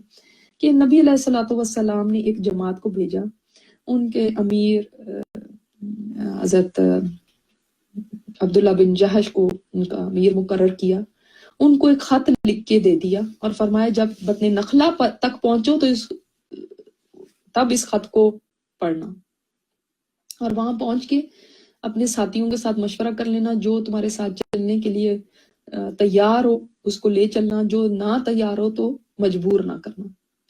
تو عبداللہ بن جہش چھوٹی سی ایک جماعت کو لے کے، تقریباً 10 کے قریب شاید لوگ تھے، تو ان کو لے کے چلے۔ جب اس مقام پہ پہنچے تو پھر آپ صلی اللہ علیہ وسلم کا خط پڑھا، جس میں یہ لکھا ہوا تھا کہ میرے اس حکم نامے کو پڑھ کے مکہ اور طائف کے درمیان نخلا میں جاؤ، وہاں ٹھہرو اور قریش کے قافلے کا انتظار کرو اور ان کی خبریں معلوم کر کے مجھے پہنچاؤ۔ یہ اس کے اندر تھا۔ تو انہوں نے کہا ٹھیک ہے، اس طرح سے ہم کرتے ہیں۔ اب وہ وہاں پہ چلے گئے اور انہوں نے وہاں پہ انتظار کیا۔ جب وہ قافلہ وہاں سے گزرا تو قافلے میں کافی زیتون تھا، تجارتی مال بھی تھا، یہ سب تھا۔ مسلمانوں نے یہ سوچا کہ کیوں نہ ہم ان پہ حملہ کر لیں اور یہ سب لے کر اور آپ صلی اللہ علیہ وسلم کی خدمت میں حاضر ہوں۔ ان کو یہ نہیں پتا تھا کہ حرمت والا مہینہ شروع ہو گیا۔ حرمت والا مہینہ کون سا ہے؟ رجب ہے، ذی قعدہ، ذی الحجہ اور محرم، یہ 4 حرمت والے مہینے ہیں، جن میں ایام کفر میں بھی، اسلام سے پہلے بھی جنگ نہیں کی جاتی تھی، لوٹ مار نہیں کی جاتی تھی، کوئی کسی کو نہیں چھیڑتا تھا، کیونکہ رجب میں وہ لوگ عمرہ کرتے تھے، اور یہ 3 مہینے کنزیکٹیو آگے پیچھے جو آنے والے ہیں یہ حج کے مہینے سمجھے جاتے تھے، تو اس میں سب سیفلی جاتے تھے۔ ورنہ تو ویسے وہاں پہ عرب میں بہت لوٹ مار تھی، جو قافلے جاتے تھے ان کو بھی کسی نے لوٹ لیا، کوئی سیفٹی نہیں تھی نا۔ تو ان مہینوں کا بڑا احترام تھا، ان مہینوں میں کوئی کسی کو نہیں چھیڑتا تھا۔ تو انہوں نے سمجھا کہ ابھی رجب شروع نہیں ہوا اور کل شروع ہونا ہے، جمادی ثانی کا آخری دن ہے، لیکن وہ رجب شروع ہو گیا ہوا تھا۔ تو خیر ان کو یہ غلط فہمی ہوئی، انہوں نے حملہ کر دیا اور ایک آدمی قتل ہو گیا ان میں، اور باقی سارا ان کا سامان لے کر وہ آپ صلی اللہ علیہ وسلم کے پاس آ گئے۔ جب یہ لوگ آئے تو آپ نے بہت ناراضگی کا اظہار کیا، فرمایا میں نے تمہیں کب کہا تھا کہ حرمت والے مہینوں میں لڑائی کرنا یا ان کا مال چھین لینا یا قیدیوں کو قبضے میں لے لینا، یہ میں نے کب کہا تھا؟ یعنی آپ صلی اللہ علیہ وسلم نے تو کہہ کے بھیجا تھا نا کہ ان کو دیکھنا، ان کی معلومات کرنا، ان کی معلومات لے کے مجھ تک پہنچانا۔ تو اب وہ لوگ تو بڑے پریشان ہوئے کہ یہ ہم نے کیا کر دیا، اور مسلمانوں نے بھی ان کو کوسنا شروع کر دیا کہ یہ تم نے کیا کیا۔ اوپر سے قریش نے تانے دینے شروع کر دیے کہ دیکھ لیا ان کو، یہ جو اللہ کے دین کے بہت بنتے ہیں، یہ دیکھو یہ اور ان کے صحابہ حرمت والے مہینوں کو بھی نہیں انہوں نے چھوڑا، اور اس میں بھی قتال شروع کر دیا، اس میں بھی جنگ شروع کر دی۔ دوسری طرف یہودیوں نے شروع کر دیا اتنا نیگیٹو پروپیگنڈا، تو ایک طوفان مچ گیا یعنی اس سوسائٹی میں۔ آ کے کہتے ہیں آپ بتائیں نا ذرا شہر حرام میں قتال کی کیا بات ہے، کرنا چاہیے اس میں قتال، بتائیں اس بات کو۔ یعنی وہ چاہ رہے تھے کہ اب آپ کیا کہیں گے، کیونکہ آپ کے ساتھیوں نے تو یہ کام کر دیا۔ تو اللہ تعالیٰ نے اس سے پہلے کہ آپ صلی اللہ علیہ وسلم جواب دیتے، خود جواب دے دیا، قل کہہ دیجئے نبی، قتال فی کبیر، ہاں اس میں جنگ کرنا بڑا گناہ ہے، یعنی اس میں جنگ نہیں کرنی چاہیے۔ یہ جو حرمت والے مہینے ہیں ان میں آپ صلی اللہ علیہ وسلم نے کبھی جنگ کی ابتدا نہیں کی، اور ان مہینوں کی عزت ہے۔ تو ہاں آپ صلی اللہ علیہ وسلم کے اوپر، مسلمانوں کے اوپر اگر کسی نے جنگ مسلط کی تو پھر تو ظاہر ہے ڈیفینڈ کیا، پھر تو لڑی جنگ، لیکن خود نے کبھی انیشیٹ کیا ان مہینوں میں جنگ کو۔ تو ٹھیک ہے جنگ کرنا اس میں بڑا ہے، بڑا ہے مطلب بڑا گناہ ہے، وَصَدٌّ عَن سَبِيلِ اللَّهِ وَكُفْرٌ بِهِ، اور روکنا اللہ کے راستے سے، اور انکار کرنا اللہ کا، کفر کرنا، والمسجد الحرام، اور مسجد حرام سے کیا، یہ صدن جو ہے نا یہ مسجد حرام کے لیے بھی ہے، اللہ صدن عن سبیل اللہ اور صدن عن المسجد الحرام، مسجد حرام سے روکنا بھی۔ اور چوتھی چیز یہ نوٹ کر لیں، پہلی اللہ کے راستے سے روکنا، کفر کرنا، مسجد حرام سے روکنا، وَإِخْرَاجُ أَهْلِهِ مِنْهُ، اور نکالنا اس کے رہنے والوں کو، جو حرم کے رہنے والے ہیں، مکہ کے رہنے والے ہیں، ان کو نکالنا وہاں سے، اکبر عند اللہ، اللہ کے نزدیک اس سے بھی بڑی چیز ہے، بڑا گناہ ہے۔ کیا مطلب ہے اس بات کا؟ یعنی تم اس چیز کے اوپر اتنا واویلا اتنا شور کر کے آ گئے ہو، اگر اپنے گریبانوں میں تو جھانک لو کہ تم نے خود کتنے بڑے کرائمز کیے ہیں۔ تم جو اللہ کے راستے سے روکتے ہو، کہ وہ خود تو کیا کرتے تھے، اسلام نہیں لانے دیتے تھے لوگوں کو، کیسے کیسے ٹارچر ان کے اوپر کرتے تھے، اور خود کفر کیا ہوا تھا، اللہ کا خود انکار کرتے تھے، مسجد حرام سے روکتے تھے، وہاں پہ نماز پڑھنے کی ان کو اجازت نہیں تھی، وہاں پہ ایک اللہ کی عبادت کی اجازت نہیں تھی، لوگوں کو حرم میں مارا گیا تھا اور وہاں کے رہنے والوں کو نکال دیا، انہیں اس قدر ان کے اوپر ظلم کیا کہ پہلی ہجرت حبشہ ہوئی، پھر دوسری ہوئی، پھر ہجرت مدینہ کی طرف ہوئی، آپ صلی اللہ علیہ وسلم تک کی قتل کی سازش کی گئی، حتیٰ کہ آپ کو وہاں سے ہجرت کرنی پڑی۔ یہ تو اس سے بھی بڑا گناہ ہے اللہ کے نزدیک، وہ نہیں دیکھتے ہو، تمہیں ایک یہ نظر آ رہا ہے، یعنی اللہ نے ڈیفینڈ کیا ان صحابہ کو، وہ جو اتنے پریشان ہو رہے تھے۔ وَالْفِتْنَةُ أَكْبَرُ مِنَ الْقَتْلِ، اور فتنہ پرسیکیوشن، یعنی کسی کو اس کے دین کی وجہ سے ستانا کہ وہ اپنے دین کو چھوڑ دے، اس پہ قائم نہ رہ سکے، اس کو ایسی سی تکلیفیں دینا۔ تو میں نے آپ کو فتنے کی بتائی تھی نا کہ فتنہ کیا ہوتا ہے، وہ قتل سے بھی زیادہ بڑا جرم ہے۔ پہلے آیا تھا نا اشد من القتل، اس سے بھی زیادہ شدید ہے، اب آیا اس سے بھی زیادہ بڑا ہے۔ یہ چھوٹی بات نہیں ہے کہ کسی کو اسلام کے اوپر چلنے نہ دیا جائے، کوئی ایک صرف کہتا ہے کہ میرا خدا ایک اللہ ہے، اس کے اوپر اس کو مارا پیٹا جائے، اس کے اوپر اس کو تنگ کیا جائے، اس کے اوپر ان کے گھر جلا دیے جائیں۔ تو فرمایا یہ فتنہ قتل سے بھی زیادہ بڑی چیز ہے۔ جی آواز نہیں آ رہی پیل ٹاک پہ؟ اللہ و انا الیہ راجعون۔ جی آواز آ رہی ہے سب کو پیل ٹاک پہ؟ اچھا الحمدللہ۔ فرمایا وَلَا يَزَالُونَ يُقَاتِلُونَكُمْ حَتَّى يَرُدُّوكُمْ عَنْ دِينِكُمْ، اور یہ ہمیشہ تم سے لڑتے ہی رہیں گے جب تک کہ تم کو نہ لوٹا دے تمہارے دین سے، اگر وہ استطاعت رکھتے ہو، یعنی اگر ان کا بس چلے تو تمہیں تمہارے دین سے ہٹا دیں، اس کے لیے تمہارے ساتھ جنگ کرتے رہیں، یہ تو تمہارے ساتھ لڑتے رہیں، یعنی ان کو چین نہیں آنا، اس قدر ان کے اندر بغض ہے اسلام سے کہ وہ ہٹیں گے نہیں جب تک کہ تمہیں تمہارے دین سے واپس نہ پلٹا دیں، تو اپنے مشرکانہ دین میں تمہیں واپس نہ لے جائیں، اس وقت تک تم سے قتال کرتے رہیں گے۔ کبھی قتال کرنا، قتال مطلب جنگ کرنا، کبھی شکوک و شبہات ڈالنا، کبھی لالچ دینا، کبھی تکلیفیں پہنچانا، ٹارچر کرنا، یہ سب حربے تھے نا، کبھی بائیک آؤٹ کر دینا، کبھی کسی طرح سے، کبھی کسی طرح سے مالی نقصان پہنچانا، یہ سب وہ چیزیں ہیں جن کے ذریعے لوگوں کو ان کے دین سے ہٹایا جاتا ہے۔ آج جنگیں شاید اتنی نہیں ہوں، لیکن جو جس کے انڈر ہے اس کو اس جگہ پر جس طرح سے ٹارچر کیا جاتا ہے، صرف کس لیے کہ اللہ کا نام کیوں لینے والے، صرف ایک اللہ کے نام لینے کے اوپر ان کی زندگیاں حرام کی جا چکی ہیں۔ اور بہت ساری مثالیں آپ دنیا میں ایسی دیکھتے ہیں کہ اگر وہ مسلمان نہ ہو تو ان کے اوپر کوئی مسئلہ نہیں ہے، صرف ان کے اوپر پرابلم کیوں ہے؟ کیونکہ وہ مسلمان ہے۔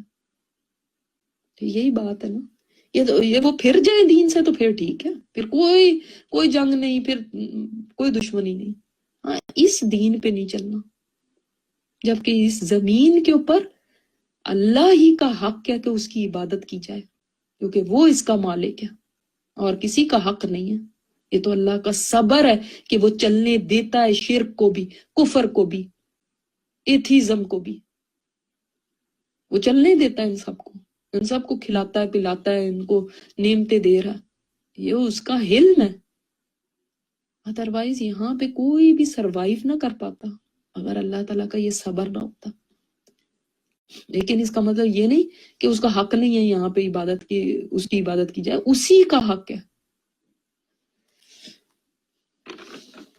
وَمَن يَرْتَدِدْ مِنْكُمْ عَنْ دِينِهِ، تو پھر سن لو اگر کوئی اس چیز سے گھبرا جاتا ہے کہ ہائے ہمارے اوپر یہ ٹارچر، ہمارے اوپر یہ مسئلے آ رہے ہیں اور اب ہم کسی اور دین کی طرف انکلائنڈ ہونے شروع ہو جائیں، چھوڑ دیں اس دین کو، یہ سختیاں برداشت نہ ہو اس سے، اور جو بھی جس قسم کی بھی مشکلوں میں وہ ڈال رہے ہیں وہ برداشت نہ ہو سکے اور وہ چھوڑ دیتا ہے اس دین کو مثلاً، تو اس کا کیا انجام ہے پھر؟ چاہے کوئی شکوک و شبہات ڈاؤٹس ڈالتا ہے اس دین میں، آپ صلی اللہ علیہ وسلم کی ذات کے بارے میں، اس قرآن کے بارے میں، اللہ تعالیٰ کے بارے میں، کوئی ایسی باتیں آج کل ایسا لٹریچر ہے، ایسی چیزیں انٹرنیٹ پہ ہیں، آپ کو پتا ہے کہ جس طرح مسلمانوں کے ذہنوں کو پلوٹ کیا جاتا ہے، خراب کر دیتے ہیں، ایسی برین واشنگز کرتے ہیں ان کے اپنے نبی کے بارے میں۔ تو جب نبی کی زندگی ڈاؤٹ فل ہو گئی، جب ان سے ہی تعلق نہیں ویسا رہا، ان سے وہ محبت ہی نہیں رہی، تو پھر تو دین کا صفایا ہو گیا نا، پھر دین کہاں رہا؟ تو ان کے بارے میں ڈالتے ہیں، پھر قرآن میں جو احکامات آئے ہیں ان کے بارے میں ڈالتے ہیں، کوئی ٹپیکل کچھ چیزیں ہیں جن کے بارے میں ان کے پاس ہوتا ہے کہ یہ دیکھ لو، یہ دیکھو تمہارا تو دین یہ کہتا ہے، تمہارا تو قرآن یہ کہتا ہے، اور جب علم نہیں ہوتا تو لوگ اس پروپیگنڈا میں آ جاتے ہیں اور وہ بھی سوچتے ہیں کہ ہاں واقعی دیکھو نا، کوئی لوگ کہتے ہیں ہاں اس وقت تمہارا خدا کہاں تھا جب یہ ہو رہا تھا، افریقہ میں اتنے لوگ مر رہے ہیں بھوک سے، تو پھر کیوں نہیں ان کو دیکھتا، ہاں تو پھر ایسا ہو رہا تھا تو پھر یہ کیوں ہوا؟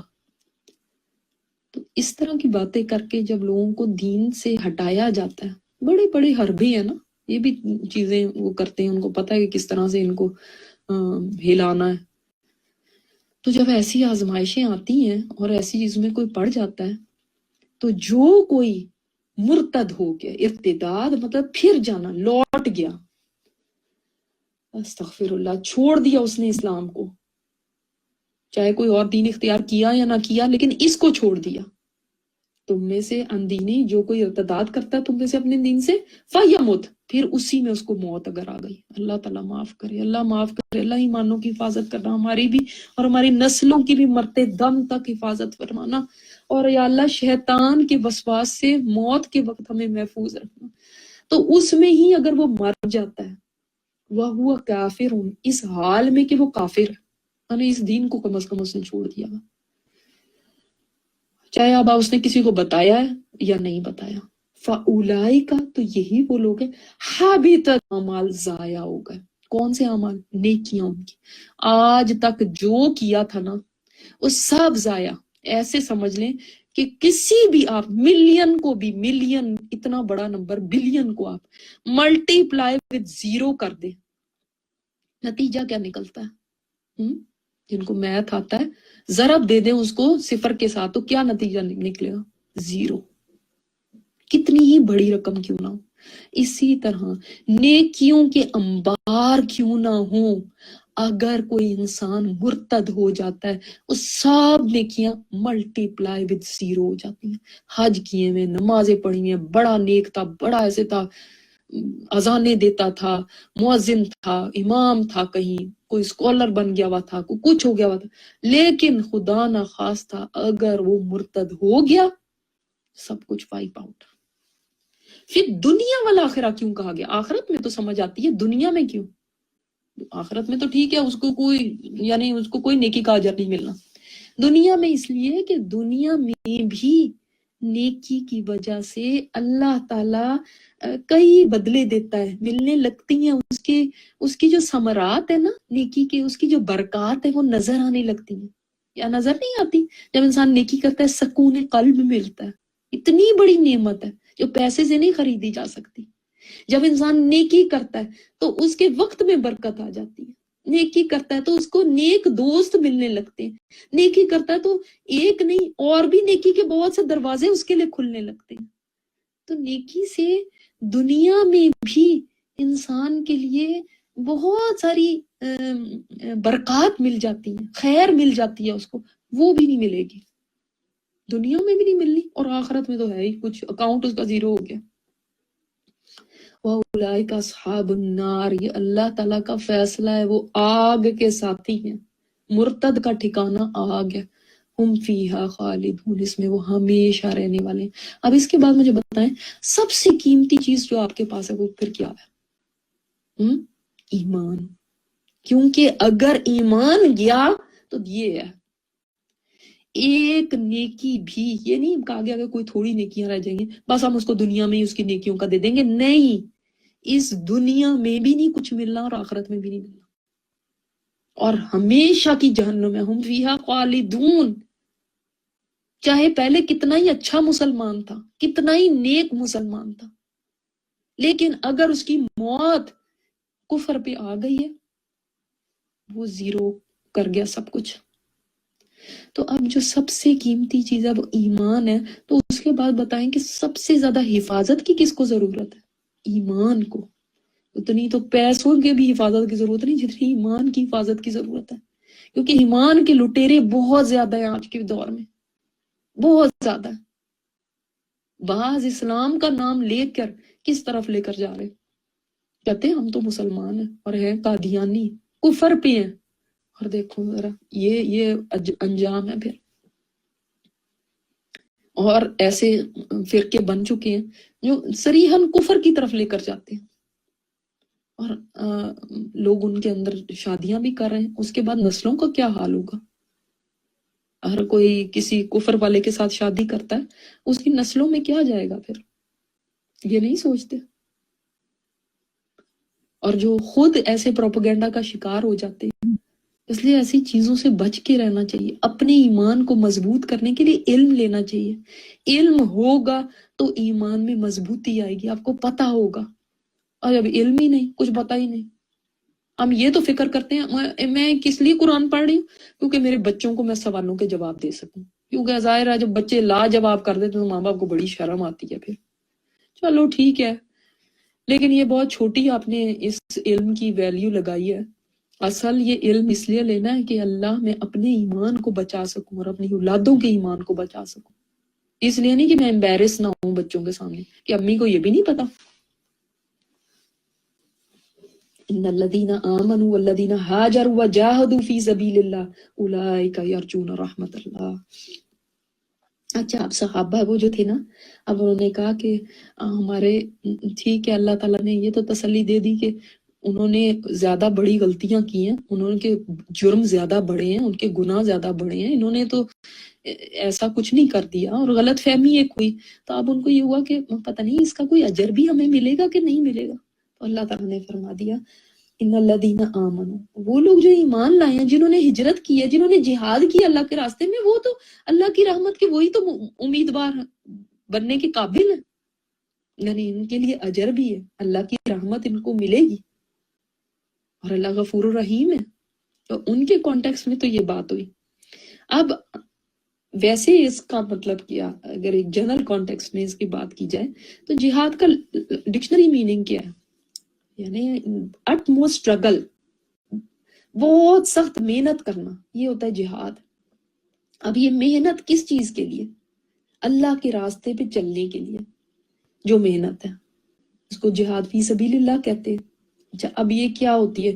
یعنی جب انسان اسلام میں داخل ہوتا ہے یا وہ مسلمان ہے اور اب شعوری مسلمان بنتا ہے، تو بہت ساری رکاوٹیں اس کے راستے میں کھڑی ہو جاتی ہیں جو اس کو اس دین سے روکتی ہیں، اس دین کے پہ چلنے سے روکتی ہیں، ٹھیک ہے؟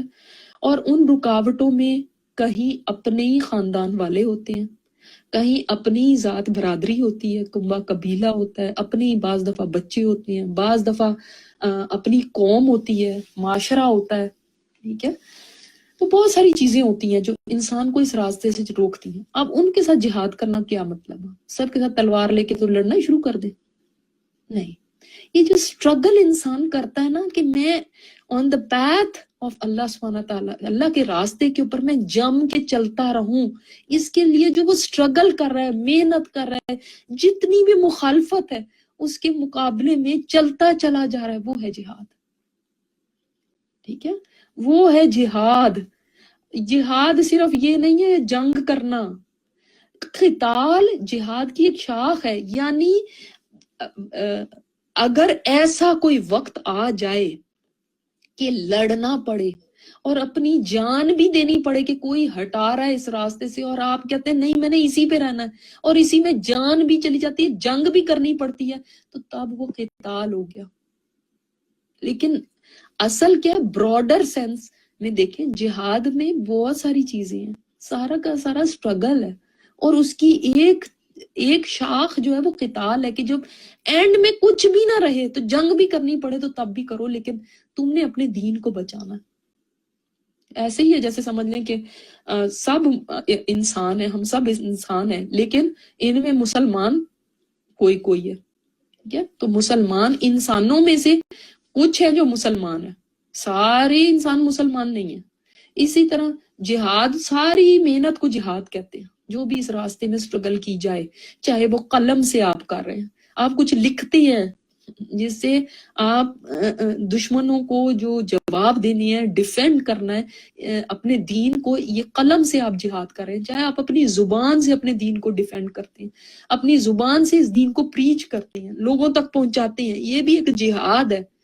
کفر کے سامنے کلمہ حق بلند کرنا، یہ بھی ایک جہاد ہے۔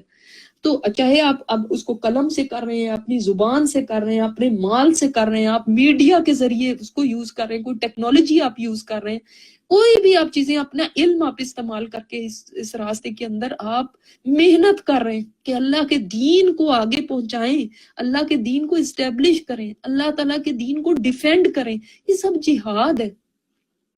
خود بھی اس پہ رہیں اور دوسروں کو بھی اس کی طرف بلائیں، ٹھیک ہے؟ اب اس کے اندر پھر جا کے وہ بات آتی ہے کہ ایک جہاد یہ بھی ہے کہ جب لڑنا پڑے تو پھر لڑنے سے بھی پیچھے نہ ہٹے، اس کے لیے کھڑے ہونا پڑے تلوار لے کے تو اس میں بھی پیچھے نہ ہو، ٹھیک ہے؟ تو یہ لوگ ہیں جو امید رکھتے ہیں اللہ کی رحمت کی، یہی لوگ، یعنی اللہ کی رحمت کی امید رکھنے کے لائق یہی لوگ ہیں، یہ لوگ ڈیزرو کرتے ہیں کہ یہ امید رکھیں۔ کیا باقیوں کو نہیں رکھنی چاہیے؟ اصل میں اللہ کی رحمت کے بھی تو درجے ہیں نا، جنت کے بھی درجے ہیں، تو کوئی نیچے کے درجے پہ ہوں گے، کوئی اوپر کے درجے پہ ہوں گے، جنہوں نے اتنی بڑی قربانی دی ہوں گی کہ ایمان لائے، پھر گھر بار چھوڑے، اپنا وطن، اپنے لوگ، اپنی جگہ کو چھوڑ کے، اپنا مال و متاع چھوڑ کے، صرف کس لیے کہ اللہ کے دین پہ چل سکے۔ ہم یہاں پہ نہیں چل سکتے، وہ انہوں نے سب کچھ چھوڑ دیا، کوئی ایک چیز نہیں چھوڑی تھی۔ آسان نہیں ہوتا کسی کو کہہ دیں آپ اپنا گھر چھوڑ کے کہیں اور، آپ کچھ نہیں لے کے جا سکتے، صرف خالی ہاتھ یہاں سے، کسی کو ڈپورٹ جیسے کر دیتے ہیں، اور کتنی مشکل بات ہے۔ اللہ کی خاطر خود چلے جانا، وہ تو زبردستی بھیجتے ہیں نا، خود نکلنا کہ میں یہاں پہ اپنے دین کو نہیں قائم کر رکھ سکتی تو یہاں سے میں موو ہو جاؤں، یہ ہجرت ہے۔ اگر اللہ نہ کرے کسی جگہ ایسے حالات آج بھی آ جائے، جیسے کچھ جگہوں کے اوپر آج بھی ایسا ہے کہ وہ بیچارے نہیں اللہ کا نام لے سکتے، اگر اللہ کا نام لیں گے تو ان کے اوپر ٹارچر ہے، ان کو ڈیٹینشن کیمپس میں ڈال دیا جائے گا، تو پھر ہجرت فرض ہو جاتی ہے۔ لیکن ہر جگہ وہی، آگے آپ انشاءاللہ سورہ نساء میں پڑھیں گے کہ جب وہ فرشتے ان کی جانیں نکالنے کے لیے آئیں گے تو ان کو کہیں گے کہ تم کیا کر رہے تھے، کیوں یہاں پہ رہ رہے تھے، یعنی اللہ کے دین کو پہ کمپرومائز کر کے، تو وہ کہیں گے کہ ہم بڑے کمزور تھے۔ تو وہ فرشتے کہیں گے کہ کیا اللہ کی زمین وسیع نہیں تھی، تم چلے جاتے ہجرت کر کے کہیں اور چلے جاتے، اور تم ایک جگہ رہ کے اللہ کے دین کو پریکٹس نہیں کر سکتے تھے تو کہیں اور چلے جانا تھا۔ اب ان کے اندر کن کو ایگزیمپٹ کیا گیا؟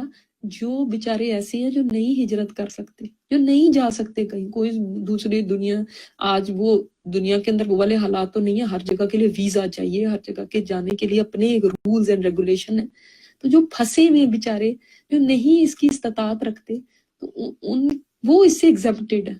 لیکن باقی اگر کسی کے پاس استطاعت ہے اور وہ ایسی جگہ پہ رہ رہا ہے جہاں پہ اس کو نہ اللہ کا نام لینے دیا جا رہا ہے، نہ نماز، نہ روزہ، ان کے روزے توڑوائے جاتے ہیں، ان کو اتنا ٹارچر کیا جاتا ہے اس بات پہ کہ یہ مسلمان ہے، ایسے لوگوں کو پھر وہاں پہ رہنے کی اجازت نہیں، پھر فرض ہے ان کے اوپر وہاں سے ہجرت کرنا، ٹھیک ہے؟ اچھا، باقی لوگوں کے لیے ہجرت کیا ہے؟ اب آج کا وقت تو نہیں ہے وہ کہ ہم مکہ سے مدینہ ہجرت کر رہے ہیں، جو کسی جگہ رہ رہے ہیں وہاں سے ان کو ہجرت کی ضرورت نہیں، کیا وہ کیا وہ بھی کوئی ہجرت کر سکتے؟ تو یہ حدیث اس کے اندر آپ کو سمجھنی چاہیے کہ جب لوگوں نے آپ صلی اللہ علیہ وسلم سے پوچھا کہ یہ ہجرت کیا ہے، یعنی کیا چیز ہے ہجرت، تو آپ نے فرمایا ہجرت یہ ہے کہ تم اس کو چھوڑ دو جو اللہ تعالیٰ کو ناپسند ہے، اور وہ کرو جو اللہ کو پسند ہے۔ ایسا انسان بھی اللہ کے راستے میں مہاجر ہے، کیونکہ ہجرت کیا ہے؟ چھوڑ دینا نا۔ تو آپ کو اپنے علاقے میں کوئی ایسا مسئلہ نہیں ہے، آپ آرام سے رہ رہے ہیں، تو آپ ہجرت کیسے کریں گے؟ اب آپ وہ ہجرت کریں گے جو آپ صلی اللہ علیہ وسلم نے اس میں بتائی، کیونکہ ہمیشہ اللہ نہ کرے ہمیشہ کوئی ایسے حالات تھوڑی رہتے ہیں، اور ہر ایک کے اوپر تو نہیں ایسے ہوں گے کہ وہ ہجرت کرے۔ جب مسلمان مدینہ میں تھے تو اب وہ کون سی ہجرت کریں؟ تو اب یہ ہجرت ہے، چھوڑ دینا اپنی برائیوں کو، یہ ہجرت ہے۔ تو یہ لوگ اللہ کی رحمت کی امیدوار بن سکتے ہیں، یہ ہیں جن کے لیے اللہ کی رحمت ہے، اور سب چاہتے ہیں کہ ہمیں اللہ کی رحمت ملے، لیکن یہ پھر یہ کام کرنے ہوں گے۔ ایمان پہلا سٹیج ہے، پھر چھوڑو ان چیزوں کو۔ جیسے کسان ہے نا، وہ اب زمین کے اندر کیا کرتا ہے، پہلے گندگی ویڈز وغیرہ کو نکالتا ہے، پھر وہاں پہ نیا بیج ڈالتا ہے۔ اسی طرح پہلے ہجرت ہے، گندی چیزوں کو چھوڑنا ہے، گناہوں کو چھوڑنا ہے، اور نئی اپنے اندر نیکی کی جو چیزیں ہیں ان کو اپنانا ہے، اور اللہ کے راستے میں کوششیں کرنی ہے، محنت کرنی ہے۔ جو اللہ کے راستے میں سٹرگل کرتا ہے، اللہ کے ہاں اس کے بڑے اونچے مقام ہیں، وہ اس کے برابر نہیں ہے جو کچھ نہیں کرتے۔ آگے آپ پڑھیں گے انشاءاللہ۔ تو اللہ غفور الرحیم ہے، یعنی ایسے لوگوں سے بھی جو غلطیاں ہوں گی پھر اللہ معاف کرنے والا ہے، کیونکہ غلطی سے پاک تو کوئی نہیں ہے۔ یسألونک عن الخمر والمیسر، وہ سوال کرتے ہیں آپ سے خمر کے بارے میں اور میسر کے بارے میں۔ سب سے پہلے ہم دیکھ لیتے ہیں کہ اس سوسائٹی میں خمر اور میسر کیا ہوتی تھی۔ خمر تھا یعنی شراب، وہ اس کے اتنے عادی تھے، اس قدر زیادہ شراب کے رسیات تھے کہ یعنی پانی کی جگہ بھی، جیسے آپ کہتے ہیں آج آپ کولڈ ڈرنکس پیتے ہیں، تو وہ لوگ شراب پیتے تھے، اتنی زیادہ شراب ان کو محبوب تھی۔ اور میسر جو تھا وہ جوا کھیلتے تھے، جس کی کئی فارمز تھی وہاں پہ جوئے کی۔ تو یعنی عرب شراب کے عادی اور جوئے کے عادی تھے، ان کی انٹرٹینمنٹ جوا ہوتی تھی، اور ان کی پارٹینگ کیا ہوتی تھی، شراب جیسے یہاں کے آج کے معاشرے میں ہوتی ہے۔ اچھا، اب خمر کا لیکن ایک چیز اس کے اندر آپ کو نوٹ کرنی چاہیے، اور وہ یہ ہے کہ خمر کے بارے میں آپ صلی اللہ علیہ وسلم نے فرمایا ہر وہ چیز جو عقل کو ڈھانپ دے وہ خمر ہے، ٹھیک ہے؟ یعنی ہر نشہ آور چیز خمر ہے، اور فرمایا ہر نشہ آور چیز حرام ہے، ٹھیک ہے؟ خمر صرف شراب کو کہہ کے اس کو آپ نہیں کہہ سکتے کہ صرف شراب خمر ہے۔ جتنی ڈرگز ہیں جو نشہ کرتی ہیں وہ سب اس میں آ جاتی ہیں۔ اور میسر میں نے آپ کو بتایا کہ جیسے جو آسانی سے مل جانے والا مال، اور میسر کے اندر بھی جوا تو ہے ہی ہے، لاٹری بھی اس میں ہے۔ یہ جو شرطیں لگاتے ہیں گھوڑوں کے اوپر، یا شرطیں لگاتے ہیں کرکٹ پہ، شرطیں لگاتے ہیں، آپ کو پتہ ہے آج کل یہ سٹہ بازی کہتے ہیں اس کو، یا کیا، کہ یعنی اس کے اوپر شرطیں لگاتے ہیں نا کہ اگر یہ ٹیم جیت جائے گی تو اتنا مجھے ملے گا۔ تو یہ تو اتنا بڑا آج کاروبار بن گیا ہے کہ یعنی اصل گیم تو گیم رہی ہی نہیں، اس کے اوپر وہ بیٹھے ہوئے ہیں جو شرطیں لگا رہے ہیں، اور پھر اتنے کہ ان کو پیسے مل رہے ہیں، جو بھی ہے ان کی ہار جیت پہ جو ٹیمز کھیل رہی ہوتی ہیں۔ اسی طرح اگر شرط تو خیر کرکٹ کی صرف نہیں ہے، اور بھی جس چیز پہ بھی لگا دے وہ حرام ہو جاتی ہے۔ آپ کارڈز کھیل رہے ہیں اس میں شرط لگا لی، لوگ زیادہ تر اس پہ ہی لگاتے ہیں نا، جو کارڈز کھیلتے ہیں پھر ساتھ شرطیں لگاتے ہیں۔ چیس ہے اور کیرم ہے، اور یہ ان کے اوپر جب شرطیں لگا لی جاتی ہیں تو وہ میسر بن جاتا ہے۔ تو فرمایا وہ آپ سے اس کے بارے میں پوچھتے ہیں۔ کیوں صحابہ نے پوچھا؟ دیکھیں عقل خود بھی بتاتی ہے کہ یہ چیزیں وہ صحیح نہیں ہیں، یہ کیا ٹھیک ہے یا نہیں ہمارے لیے، ٹھیک ہے؟ اب چونکہ ذہن ایک تیار ہو چکے تھے نا، اب یہ مدنی دور ہے، ذہن سازی ہو چکی تھی، کردار سازی ہو چکی تھی، تو اب یہ جب بتایا جا رہا ہے تو پھر وہ چیزیں اب ایکسیپٹ کرنا صحابہ کے لیے آسان ہے۔ تو اب جب پوچھا گیا شراب اور جوئے کے بارے میں تو اللہ تعالیٰ نے فرمایا قل فیہما اثم کبیر و منافع للناس. یہ شروع کی احکامات میں سے ہے کہ آپ ان سے کہہ دیں اس میں گناہ بڑا ہے اور منافع بھی ہیں لوگوں کے لیے، نفع بھی ہے لوگوں کے لیے، لیکن اثمہما اکبر من نفعہما، لیکن گناہ ان دونوں کا زیادہ بڑا ہے ان کے نفع سے. تو کیا بات ہوئی کہ شروع کے چونکہ احکامات ہیں، ایک دم سے شراب کو حرام نہیں کیا گیا، ایک دم سے جوئے کو حرام نہیں کیا گیا. آج دیکھیں یہ چیزیں جن سوسائٹیز میں عام ہے نا، وہاں سے یہ نکالنا اس قدر مشکل ہے. 1920 میں انہوں نے ایک لا کیا تھا شراب کے بارے میں کہ شراب نہیں اس طرح سے پلائی جا سکتی، تو وہ چل نہیں سکا تھا، تو آخر ان کو وہ ختم کرنا پڑا. لیکن اسلام نے جب احکامات دیے اور تدریج سے دیے، سٹیپ بائی سٹیپ دیے، تو ان لوگوں نے ان چیزوں کو چھوڑا. حالانکہ کہتے ہیں نشے کو چھوڑنا آسان نہیں ہوتا، یہ جوئے کی بھی لت ہوتی ہے. یہ جو دونوں چیزیں ہیں نا، ان میں کامنالٹی کیا ہے؟ دونوں ایڈکشنز ہیں، دونوں کی، جس کو کہتے ہیں نا لت پڑ گئی ہے، اس کو جوئے کی لت پڑ گئی، شراب کی لت پڑ گئی، نشے کی لت پڑ گئی. اور لت کیا ہے؟ یعنی ایڈکشن. دونوں میں ایسی ایڈکشن ہوتی ہے کہ شراب والا وہ شراب کو نہیں چھوڑ سکتا، نشے والا نشے کو نہیں چھوڑ پاتا. کتنی دفعہ توبہ کرتے ہیں پھر وہی کام شروع کر دیتے ہیں. اسی طرح جوئے والا ان سے چھوڑا نہیں جاتا، حتیٰ کہ وہ سب کچھ اپنا لٹا دیتے ہیں، اپنا گھر بار، اپنا جتنا پیسہ ہے. بعض تو اللہ معاف کرے اپنی بیٹیوں کو، اپنے بچوں کو بھی اس میں ہار دیتے ہیں، سڑکوں پہ آ جاتے ہیں. لیکن یہ ایسی چیز ہے کہ جس کو یہ ایڈکشن لگ جائے تو وہ پھر اس سے باز نہیں آتے.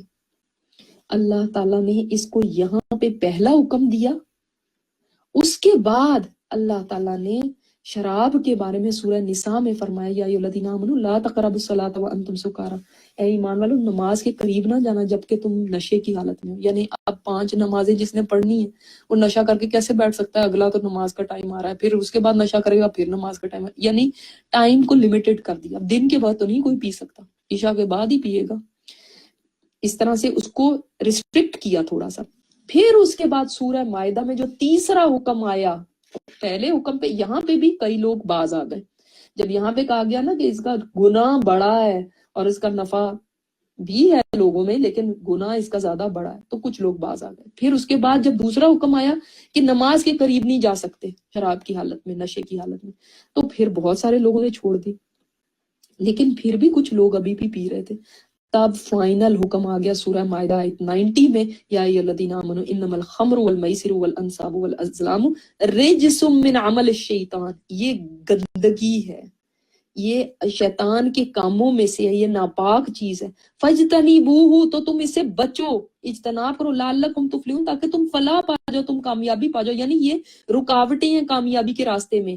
اور شیطان تو چاہتا ہے کہ تمہارے درمیان بغض اور عداوت پیدا کر دے، اس کے ذریعے، خمر کے اور میسر کے یعنی شراب اور جوئے کے ذریعے تمہارے اندر. کیونکہ جو شراب پینے والا بھی ہوتا ہے تو کیا ہوتا ہے، اس کی فیملی لائف تباہ ہو کے رہ جاتی ہے. بیویاں تنگ ہوتی ہیں جن کے ہسبینڈ شراب پیتے ہیں. شراب کے بعد ان کو کوئی تمیز نہیں رہتی ہے کہ کون کیا ہے. مار پٹائی جو ابیوز ہوتی ہے بہت زیادہ ہوتی ہے جن کے شوہر شراب پیتے ہیں. پھر اسی طرح جو جوا ہے اس سے بھی بغض اور عداوت ہی ہوتی ہے. جس کے پیسے کوئی ایک لے کے چلا جائے گا تو وہ اس سے کوئی محبت تو نہیں کرے گا نا. جس نے جو جیت گیا، ہارنے والا کیا کرے گا؟ مجھے لوٹ کے لے گیا ہے تو وہ اس سے کوئی محبت تو نہیں کرنے والا، دشمنی رکھے گا نا. اور کتنی لڑائیاں اس چیز کے اوپر ہو جاتی ہیں. پھر اس کے بعد اور یہ چیزیں تمہیں فرمایا وَيَصُدَّكُمْ عَنْ ذِكْرِ اللَّهِ وَعَنِ الصَّلَاةِ، تمہیں روکتی ہیں یہ دونوں چیزیں اللہ کے ذکر سے اور نماز سے. پھر فائنل بات اللہ تعالیٰ نے یہ فرمائی فَهَلْ أَنْتُمْ مُنْتَهُونَ، کیا تم باز آنے والے ہو پھر کہ نہیں؟ تو آپ سوچیں گے جب پہلا حکم آیا جو میں نے آپ کو بتایا یہاں پہ، تو حضرت عمر نے دعا کی کہ یا اللہ اور کوئی واضح حکم عطا فرما. تو سورہ نساء میں آ گیا جو نماز کی حالت میں شراب کے قریب نہ جانا، نشے کے قریب نہ جانا. اچھا، اور پھر انہوں نے پھر دعا کی کہ یا اللہ تعالیٰ اور بھی اس سے واضح حکم اتار دے ہمارے لیے. تو تب یہ سورہ مائدہ میں اتر گیا. تب جب اللہ تعالیٰ نے فرمایا فَهَلْ أَنْتُمْ مُنْتَهُونَ، کیا تم باز آتے ہو کہ نہیں آتے؟ تو حضرت عمر فرماتے ہم باز آئے. جامع البیان میں یہ بات ہے.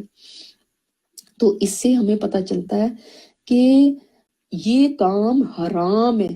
بعض لوگ بہت دلیلیں دیتے ہیں اور کہتے ہیں لو کہاں لکھا ہے کہ شراب حرام ہے؟ حرام تو کا لفظ تو کہیں نہیں آیا ہے قرآن میں کہ یہ حرام ہے، ہمیں حرام کا لفظ تو دکھاؤ. اور بھائی جب یہاں پہ کہہ دیا گیا کہ یہ شیطان کا کام ہے، اس سے اجتناب کرو تم فلاح پاؤ گے، تو کیا بات ہے پھر شیطان کا کام حلال ہوتا ہے؟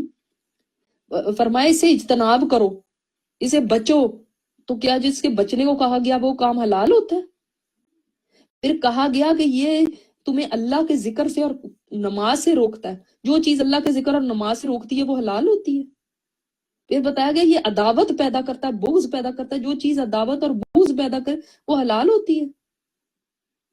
اور اس کا ذکر یہاں پہ جب بتایا گیا جو آیت 89 ہے سورہ مائدہ میں، فرمایا خمر اور جوا اور انصاب اور ازلام، بتوں کے چڑھاووں کی جگہ اور بتوں کے پاس فال نکالنے کے تیر، یہ ناپاک چیزیں. یعنی کس کے ساتھ اس کو ملایا گیا؟ بتوں کے چڑھاووں کے ساتھ اور بتوں کے پاس فال نکالنے کے ساتھ شراب اور جوئے کو لایا گیا. تو آپ سوچیں کہ ایک ہی لائن میں یہ چاروں چیزیں کہی گئی، تو کیا یہ باقی چیزیں کیسی ہیں؟ وہ بتائیں جس کیٹیگری کی وہ ہیں وہی یہ ہے شراب اور جوا. بعض لوگ کہتے ہیں ہم تو زیادہ نہیں، ہم تو بس $2 کا کھیلیں گے، $5 کا کھیلیں گے، بالکل یعنی معمولی رقم کا. جو چیز حرام ہے، جس کی کثیر حرام ہے اس کی قلیل بھی حرام ہے. کوئی لوگ کہتے ہیں نہیں ہم اتنی شراب نہیں پیتے جس سے نشہ زیادہ ہو جائے، ہم بس تھوڑی سی پیتے ہیں. نہیں، جب آپ صلی اللہ علیہ وسلم نے فرمایا جس کی قلیل حرام ہے، کثیر حرام ہے، اس کی قلیل بھی حرام ہے، تو پھر کیا سوال رہ گیا؟ جس کے کثیر سے نشہ آتا ہے اس کا قلیل بھی حرام ہے، اس کو نہیں پی سکتے، اس کی ایک گھونٹ بھی حرام ہے. جبھی تو جس وقت یہ حرمت آئی تو ابو طلحہ کے گھر کے اندر لوگ شراب پی رہے تھے، اور جب کسی آواز دینے والے نے وہیں سے پکارا تو ان کا حال یہ تھا کہ جس کی ہاتھ کے اندر تھی اس نے وہیں پہ پھینک دی. جو منہ تک جام لے کر جا رہا تو اس نے یہ نہیں کیا کہ اچھا بھی تو جا کے پوچھیں گے تو پھر پتا کریں گے کہ صحیح بھی کہہ رہا ہے کہ نہیں کہہ رہا، اور کتنی پینی اور کتنی نہیں پینی، ابھی تو پی لوں اور لاسٹ ون تو میں اپنی کر لوں، ہائے آج تو حرام ہو ہی جانی ہے، اگر تو آج کی پارٹی تو اپنی مکمل ہو جائے. کسی نے یہ نہیں کہا، وہیں چھوڑ دی. ٹھیک ہے، تو اسی کے ساتھ صرف شراب کی بات نہیں، اسی کے ساتھ جتنی بھی ایسی چیزیں جو نشہ کرتی ہیں اس کی قلیل بھی حرام ہے، ہر نشہ آور چیز کی. لیکن آپ صلی اللہ علیہ وسلم نے اس وقت ہی فرما دیا تھا کہ میری امت میں ایسے لوگ آئیں گے جو زنا کو، ریشم کو، خمر کو اور میوزیکل انسٹرومنٹس کو حلال کہیں گے. ایسے بھی لوگ آئیں گے اور پھر اللہ تعالیٰ ان کو بندر اور خنزیر بنا دے گا. یہ روایت ہے، تو اس کا مطلب ہے کہ یہ حرام ہے کہ نہیں ہے؟ پھر بخاری کی روایت ہے، حرام ہے تو فرمایا نا کہ ایسے لوگ آئیں گے جو ان کو حلال کہیں گے. یہ سبھی حرام ہے، زنا حرام ہے، ریشم حرام ہے مردوں کے لیے، خمر حرام ہے، اور آلات موسیقی تو کوئی سمجھتا ہی نہیں. بچوں کو اسکولوں کے اندر وہ سبجیکٹ لے کے دیا ہوا میوزک کا، اس میں جا کے طبلے بجائیں، کیا بجائیں، جو بھی جو چیزیں ہوتی ہیں، پیانو بجائیں، یہ بجائیں، بڑے شوق سے ہم لے کے دیتے ہیں کہ ان کو آنا چاہیے یہ انسٹرومنٹس بجانا بھی. حرام ہے، اسی لیے تو فرمایا اس کو حلال کریں گے. ایک میری امت میں ایسا بھی وقت آئے گا، اس کو برا سمجھا جاتا ہے کوئی؟ اس کا نام بھی خمر کے ساتھ ہی ہے، زنا کے ساتھ لیا گیا. 4 چیزوں کا وہاں پہ بھی حدیث میں، بخاری اٹھا کے دیکھ لیں آپ. تو اب آپ مجھے بتائیے کہ اور اچھا میسر کے اندر بھی آج اتنے بڑے کیسینوز کھلے ہوئے، اور ایسا وہ اس کا یعنی چکا چوند ہے، اتنی اس کو اٹریکٹیو بنایا جاتا ہے کہ وہ لوگ سمجھتے ہیں کہ یہ تو کوئی برائی کی بات ہی نہیں ہے. اب وہ پتہ ہے اس زمانے میں جب وہ لوگ جوا کھیلتے تھے نا، تو وہ اس کے بعد اس پیسے کو جو وہ جیتتے تھے اس کو غریبوں میں بانٹ دیتے تھے. یعنی ان کے لیے وہ تو کیا بری بات ہے.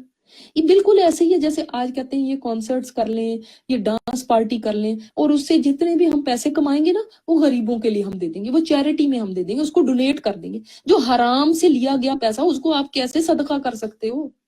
وہ تو صدقہ ہی قبول نہیں جو حرام سے پیسے سے ہوتا ہے. یہ نہیں پتا حلال کا 1 بھی روپیہ دو گے تو وہ قبول ہے، حرام کے ملینز بھی دے دو گے نا تو وہ کوئی قبول نہیں ہے. جو پیسہ کمایا ہی غلط جگہ سے ہے، ہم میں نے اس کو خود یوز تھوڑی کرنا ہے. لوگ کہتے ہیں میں نے تو اگر میں یہاں پہ جیت گئی اس پہ تو کوئی بات نہیں، میں تو کسی غریبوں کو دینے کے، اس وقت ہمیں غریبوں کا زیادہ خیال آ جاتا ہے. کتنی ہمیں پریشانی اس وقت لگتی ہے، کیونکہ اصل میں غریبوں کا خیال نہیں ہے، اصل میں اپنا فن کرنا ہے، اپنے مزے کرنے. اگر غریبوں کا ہمیں خیال ہو تو ہم اپنی حلال کی کمائی سے دیں ان کے لیے. تو دیکھیں اتنی اس کے اندر فرمائی گئی کہ اس میں گناہ بڑا ہے. جس میں گناہ بڑا ہو، جس کا بتایا گیا کہ اس کا گناہ بہت بڑا ہے، خود سوچیں کہ کیا وہ چیز حلال ہو سکتی ہے جس کا بتایا گیا کہ گناہ ہے. گناہ والی چیز اللہ نے حلال کی بھی. لیکن جب ہم نے بہانے کرنے ہوں تو پھر یہی ہوتا کہ ہمارے بہانے ہیں کہ شراب نہیں، کوئی وہ تو نہیں، حرام تو نہیں ہے جی، ہاں بری ہوگی، حرام نہیں ہے. تو آج مسلمانوں میں یہ شراب نوشی بھی عام ہو گئی ہے، نشے عام ہو گئے جن کی کتاب میں لکھا گیا ہے. اور فرمایا ٹھیک ہے اس کا منافع ہوگا، یہ اللہ تعالیٰ نے یہاں پہ فرمایا فائدہ ہوگا. کیا فائدہ ہوتا ہے لوگوں کو؟ کیا وہ شراب پی لی تو ایک نشہ آ گیا، ایک سرور آتا ہے، ایک بھول جاتے ہیں اپنی پتہ نہیں غم، ایک جو کوئی بہت سرد علاقوں میں رہتے ہیں کوئی کہتے ہیں وہ ان کے اندر گرمی آ جاتی ہے، یعنی تھوڑا ریزسٹ کرنے کے لیے سردی کو. اور پھر بعض کہتے ہیں کہ دماغ اور تیز ہو جاتا ہے، اور جیسے کوئی کام نہیں کرنا. شراب نا، خمر کا مطلب کیا ہے؟ آپ صرف اگر مطلب سے آپ سمجھیں گے نا آپ کو سمجھ آ جائے گی. خمر مطلب ہوتا ہے ڈھانپ لینا. تو شراب یا یہ جتنے بھی نشے ہیں یہ عقل کو ڈھانپ لیتے ہیں.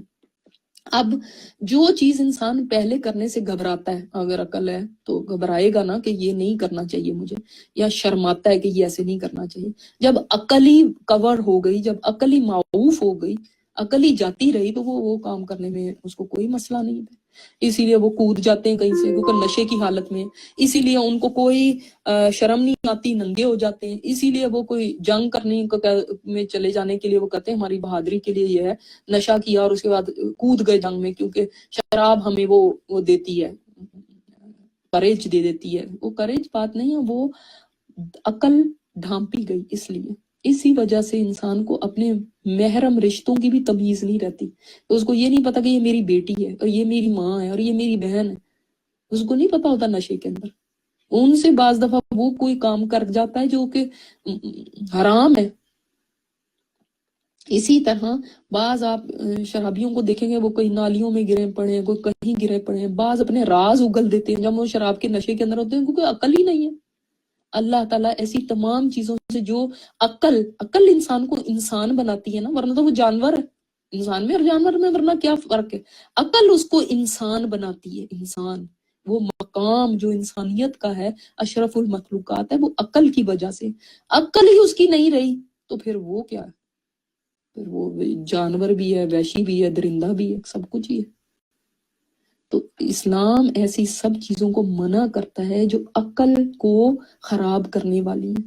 اور دیکھیں یہ اپنی محنتیں کر کے تھک گئے، آج تک ان سے یہ چیز کنٹرول میں نہیں آ سکی. یعنی وہ کہتے ہیں ڈونٹ ڈرنک اینڈ ڈرائیو. اب وہ ان کو اتنا ہی کر سکتے ہیں نا ظاہرہ کہ بھئی آپ ڈرائیو نہ کرو، کیونکہ ان کو پتہ ہے جو ایکسیڈنٹ اس کے اندر ہوتے ہیں اور اس کے بعد کتنی قیمتی جانوں کا ضیاع ہو جاتا ہے. ایک دفعہ میں نے ایک کورس کیا تھا ڈرائیونگ کا، اس میں اتنے کوسچنز اس کے اوپر تھے یہ شراب کے اوپر، اور باقاعدہ ایک ویڈیو تھی جس میں ایک باپ دکھایا تھا، اس کا بیٹا جوان، اور کسی نے شراب کے نشے میں وہ نکلا رات کو اور اس نے اس کے بیٹے کو ہٹ کیا اور وہ اس کا بیٹا چلا گیا. تو وہ اس کی درد اس کا آپ سوچ نہیں سکتے تھے کہ وہ باپ کیسے، اس کی امیدیں تھیں اس بچے کے ساتھ، اور جوان بچہ کیسے ختم ہو گیا. اس طرح آپ بہت سے حادثات سنتے ہیں، ڈرنک ڈرائیور نے مار دیا اور ختم ہو گیا.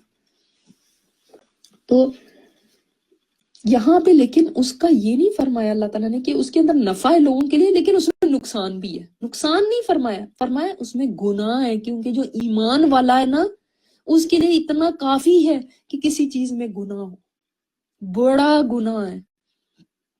یعنی اللہ کی نظروں سے انسان کو یہ کام گرا دیتے ہیں، یہ کامیابی کے راستے سے ہٹا دیتے ہیں. فرمایا نا اس لیے ان سے بچو، کیونکہ لعلکم تفلحون، تاکہ تم فلاح پا جاؤ، تاکہ تم کامیاب ہو جاؤ. اس کا مطلب یہ کام کامیاب نہیں ہونے دیں گے انسان کو. آپ صلی اللہ علیہ وسلم نے فرمایا کہ جس نے کسی نشہ آور چیز کو پیا اس کی 40 دن کی نمازیں ناقص ہو گئی. 40 دن کی اس کی نماز نہیں قبول ہوگی. اور قیامت کے دن ایسے لوگوں کو دوزخیوں کی پیپ پلائی جائے گی، جو ان کے زخموں سے ان کی پیپ نکل رہی ہوگی نا، وہ شرابی جو شراب یعنی جو توبہ کیے بغیر مر گیا، شراب یا نشہ جو بھی کرتے ہوئے مر گیا. اور ان کی حالتیں دیکھیں جو نشے میں بھی ہوتے ہیں، وہ کیا کیا نہیں ہر چیز گھر کی بیچ دیتے نشہ کرنے کے لیے. اور وہ کس طرح کے ان کے حال نہ وہ کسی قابل رہتے، ہوم لیس ہو جاتے ہیں، کیسے وہ گٹرز میں گرے پڑے ہوتے ہیں اور ان کو اپنا ہوش نہیں ہوتا. ان کے حال حلیے آپ دیکھ کے پہچان لیتے ہیں کہ یہ نشے والے لوگ ہیں.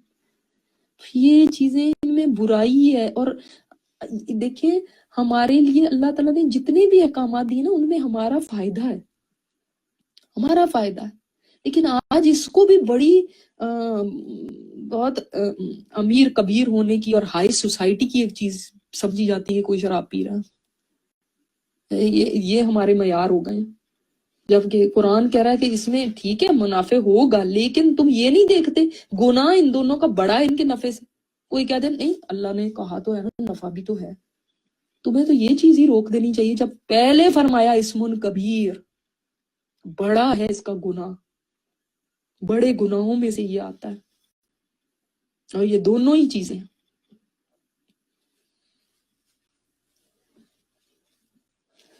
وَيَسْأَلُونَكَ مَاذَا يُنْفِقُونَ، اور وہ پھر پوچھتے ہیں کہ وہ کیا خرچ کریں. یعنی آپ دیکھیں جب انسان خمر اور میسر چھوڑ دے گا تو پیسے کی بھی بچت ہوگی، تو کہاں خرچ کریں، کیا خرچ کریں. قُلِ الْعَفْوَ، کہہ دیجئے جو ضرورت سے زائد ہے، جو سرپلس ہے. یعنی یہ مطلب نہیں کہ جتنا بھی ضرورت سے زائد ہوگا وہ سارا ادھر دے دیا جائے گا، بلکہ اس کا مطلب یہ ہے کہ جو ضرورت سے زائد آپ کے پاس ہے اس کے اندر سے آپ خرچ کر سکتے ہیں. یعنی اب آپ جب یہاں یہ ان چیزوں کو چھوڑتے ہیں. اچھا ایک بات مجھے بھول گئی جو میں ایک حدیث آپ کو بہت امپورٹنٹ بتانا چاہ رہی تھی، اور وہ یہ کہ شراب کے ساتھ صرف پینے والے کی بات نہیں ہے، شراب کے ساتھ اور بہت ساری حرمتیں ہیں. یعنی بہت ساری چیزیں اور ہیں جو اس کے ساتھ ریلیٹڈ ہیں، جو حرام کی گئی ہیں. تو جیسے آپ صلی اللہ علیہ وسلم نے فرمایا اللہ تعالیٰ نے خمر پر لعنت فرمائی ہے، اور خمر پینے والے پہ بھی لعنت ہے. اب وہ جس کے اوپر لعنت ہو گئی وہ اللہ کی رحمت کا کیا پا سکے گا اس میں سے حصہ. لعنت کا مطلب ہی ہے اللہ کی رحمت سے محرومی. شراب پلانے والے پہ بھی، یعنی کوئی کسی جگہ کام کر رہا ہے وہ شراب پلا رہا ہے، اس کے اوپر بھی لعنت کر دی گئی ہے. گھر میں کوئی گیسٹ آئے ہیں یا شادیوں پہ لوگ آج کل کہتے ہیں جی ہمارے نان مسلم گیسٹ آ رہے ہیں اس لیے ہم نے ان کے لیے شراب رکھی ہوئی، تو آپ ان کو پلا رہے ہیں پھر شراب، تو پھر آپ بھی اس کے اندر ہی آ گئے جن کے اوپر لعنت کی گئی ہے. شراب کو بیچنے والا وہ کہتے ہیں آج کل کاروبار نہیں چل سکتا، شراب نہ رکھی ہو تو کاروبار نہیں چلے گا ہی نہیں. تو آپ کو پتا ہے وہ کاروبار میں ہی لعنت پڑ گئی تو پھر بتائیں، اور اس بندے پہ لعنت پڑی جو شراب بیچ رہا ہے، تو کیا برکت ہوگی وہاں. پھر خریدنے والے پہ بھی کوئی کہتا ہے میں نے خرید کے کسی کو گفٹ دینا ہے، کرسمس پہ گفٹ دینا ہے، نیو ایئر پہ گفٹ دینا ہے، کیونکہ ہمارے تو نان مسلم بھی ہیں وہ لوگ، تو میں خود تھوڑی پی رہا ہوں ان کو دے رہا ہوں نا، اس کے اوپر بھی لعنت ہے. شراب کو نچوڑنے والے پہ بھی، اور اس کے اوپر اس کو بنانے والے پہ بھی، اور اس کو لادنے والے پہ بھی جو لوڈ بھی کر رہا ہے، اور جس کے پاس لاد کے لائی جائے، یعنی کسی سٹوریج میں رکھی جا رہی ہے، کوئی جگہ اپنی دے رہا ہے کہ یہاں پہ شراب رکھ لو آپ سٹور کر لو، یا ان سب کے اوپر لعنت ہے. یہ ابو داؤد کی روایت ہے. یہ اتنی بری یہ چیز ہے. اور شراب پینے والے جب وہ شراب پی رہا ہوتا ہے نا اس وقت اس کا ایمان نہیں ہوتا، یہ بخاری میں ہے، اس کا ایمان نہیں ہوتا. جیسے زنا کرنے والے کا زنا کے وقت ایمان نکل جاتا ہے، اسی طرح اس کا بھی ایمان نکل جاتا ہے. یہ چھوٹی باتیں نہیں ہیں، یہ بہت بڑی باتیں. اور جوا بھی بہت بڑی بات ہے. ان جگہوں پہ خرچ کرنے کی بجائے کہاں خرچ کرو، کیا خرچ کرو جو ضرورت سے بڑھ گیا ہے اب اس کو اللہ کے راستے میں لگاؤ. كذلك يبين الله لكم الآيات لعلكم تتفكرون في الدنيا والآخرة. یہ یہاں تک ختم ہوتی ہے بات نا، فی الآخرہ والآخرہ تک. اس طرح اللہ بیان کرتا ہے تمہارے لیے آیتیں، یعنی کھول کے اللہ تعالیٰ نے ساری باتیں بیان کی تاکہ تم غور و فکر کرو دنیا میں بھی اور آخرت میں بھی، یعنی دنیا کے بارے میں بھی اور آخرت میں بھی، کہ کون سا سودا ہے جو مجھے کرنا چاہیے. یہاں پہ یہ خرچ کروں گا تو یہاں پہ مجھے اس کا کیا نفع ملے گا، اور آخرت کے لیے میں خرچ کروں گا تو اس کے لیے کیا نفع ملے گا. اور آخرت دنیا سے زیادہ بہتر اور باقی رہنے والی ہے. جو انویسٹمنٹ یہاں ہوگی اس کے اندر لاس ہو سکتا ہے، اس کے اندر فکسڈ بھی کہیں کراتے ہیں کوئی یعنی کوئی آپ کو کہتا بھی ہے کہ میں اتنے آپ کو ماہانہ دیا کروں گا، تب بھی وہ کتنا دے دے گا؟ 5% دے دے گا، 10% دے دے گا. اللہ کے ہاں جو انویسٹ کرے گا 700%، اور وہ تو کہیں پہ بھی ضائع نہیں ہو سکتا، اس میں کوئی نقصان نہیں ہو سکتا، وہاں پہ بینک کرپسی نہیں ہو سکتی. یہاں کے تو بینک بھی لٹ جاتے ہیں، اس میں سرمایہ رکھا ہو تو کوئی کہتے ہیں ختم ہو گیا بینک، اب کیا ہے، سب گیا کسی بندے کا. لیکن اللہ تعالیٰ کے ہاں وہ بینک ہے جس میں جمع کرانے والا کبھی مایوس نہیں ہوگا. تو تم غور و فکر کرو، اور ویسے بھی صرف خرچ کرنے کے معاملے نہیں، ویسے بھی غور و فکر کرو دنیا اور آخرت میں کہ کہاں اپنی انرجیز لگانی ہے، کہاں اپنا وقت استعمال کرنا ہے، کہاں کے لیے محنت زیادہ کرنی ہے. دنیا آخرت کے مقابلے میں کیسی ہے، کتنی حقیر ہے. غور و فکر کرو اس پہ. آج سارا جو غور و فکر ہو رہا ہے نا، وہ صرف پہلے پارٹ پہ ہو رہا ہے، پھر دنیا ہو رہا ہے. دنیا کے معاملے میں بہت ماہر ہیں، کہاں انویسٹمنٹ کرنی ہے، سیاست میں کون اوپر جا رہا ہے، کون سے کپڑے آج کل ان ہیں، کون سی چیزیں آج کل خریدنی چاہیے، کون سی نہیں خریدنی چاہیے، کہاں سیر کے لیے جانا چاہیے، کہاں نہیں جانا چاہیے. سب چیزیں اس طرح کی ساری انفارمیشن ہمارے پاس ہے. لیکن آخرت کے بارے میں کوئی علم نہیں ہے. آخرت میں کیا ہے، آخرت میں کس چیز کا فائدہ ملے گا، آخرت کی کیا انویسٹمنٹ کرنی چاہیے، آخرت کی فکر، آخرت کا دھیان، اس میں غور و فکر نہیں ہے. اللہ اکبر. تو فرمایا ان دونوں میں غور و فکر کرو. جب کمپیریزن کریں گے نا دونوں میں، تبھی پتا چلے گا، تبھی پتا چلے گا کہ کدھر کا سودا کرنا ہے. وَيَسْأَلُونَكَ عَنِ الْيَتَامَى، وہ آپ سے یتیموں کے بارے میں پوچھتے ہیں. یتیم بچے نا وہ لوگ اپنے گھروں میں رکھتے تھے، یعنی اپنے رشتہ دار، کسی کا بھتیجا، بھانجا، بھتیجی یتیم ہو گئے تو چچا یا یہ تایا یا دادا یا جو بھی ان کے رشتہ دار ہوتے تھے، اور وہ اپنے گھروں میں رکھتے تھے. وہاں پہ یتیم خانے نہیں ہوتے تھے، کم از کم اس سوسائٹی میں یہ چیز تھی. آج تو یتیم خانے بنا کے اپنا سر سے ہی اتارا، کون کس کو رکھتا ہے. لیکن وہ اس زمانے میں گھر میں ایک یتیم بچہ پلتا تھا، اپنے خاندان میں پلتا تھا، اپنے قبیلے میں پلتا تھا. تو وہ ظاہر ہے جب ان کا باپ کچھ چھوڑ کے گئے ہوں گے تو وہ ان یتیموں کا ہوتا تھا. تو جو بھی سرمایہ، جو جائیدادیں، جو پیسہ وہ چھوڑ کے گئے ہیں، اس کا اب کیا کرنا. ظاہر ہے جس کے پاس وہ رہ رہا ہے، اگر وہ اپنے پیسے کے ساتھ وہ ملا لیتا ہے تو ان کو جب یہ انسٹرکشنز آ گئی، اللہ تعالیٰ نے یہ فرما دیا کہ یتیم کے مال کے قریب نہ جانا، اور یہ فرما دیا کہ یتیم کا مال کھانے والا جو ہے، پہلے تو سورہ انعام میں آیا نا، وَلَا تَقْرَبُوا مَالَ الْيَتِيمِ إِلَّا بِالَّتِي هِيَ أَحْسَنُ، یتیم کے مال کے قریب نہ جاؤ حتیٰ کہ وہ اچھے طریقے کے سوا، حتیٰ کہ وہ اپنی جوانی کو پہنچ جائے. اور یہ بھی آ گیا سورہ نساء میں، ان الذین یاکلون اموال الیتامی ظلما انما یاکلون فی بطونہم نارا، جو یتیم کا مال کھاتے ہیں ظلم کے ساتھ، وہ تو اپنے پیٹوں میں آگ بھر رہے ہیں.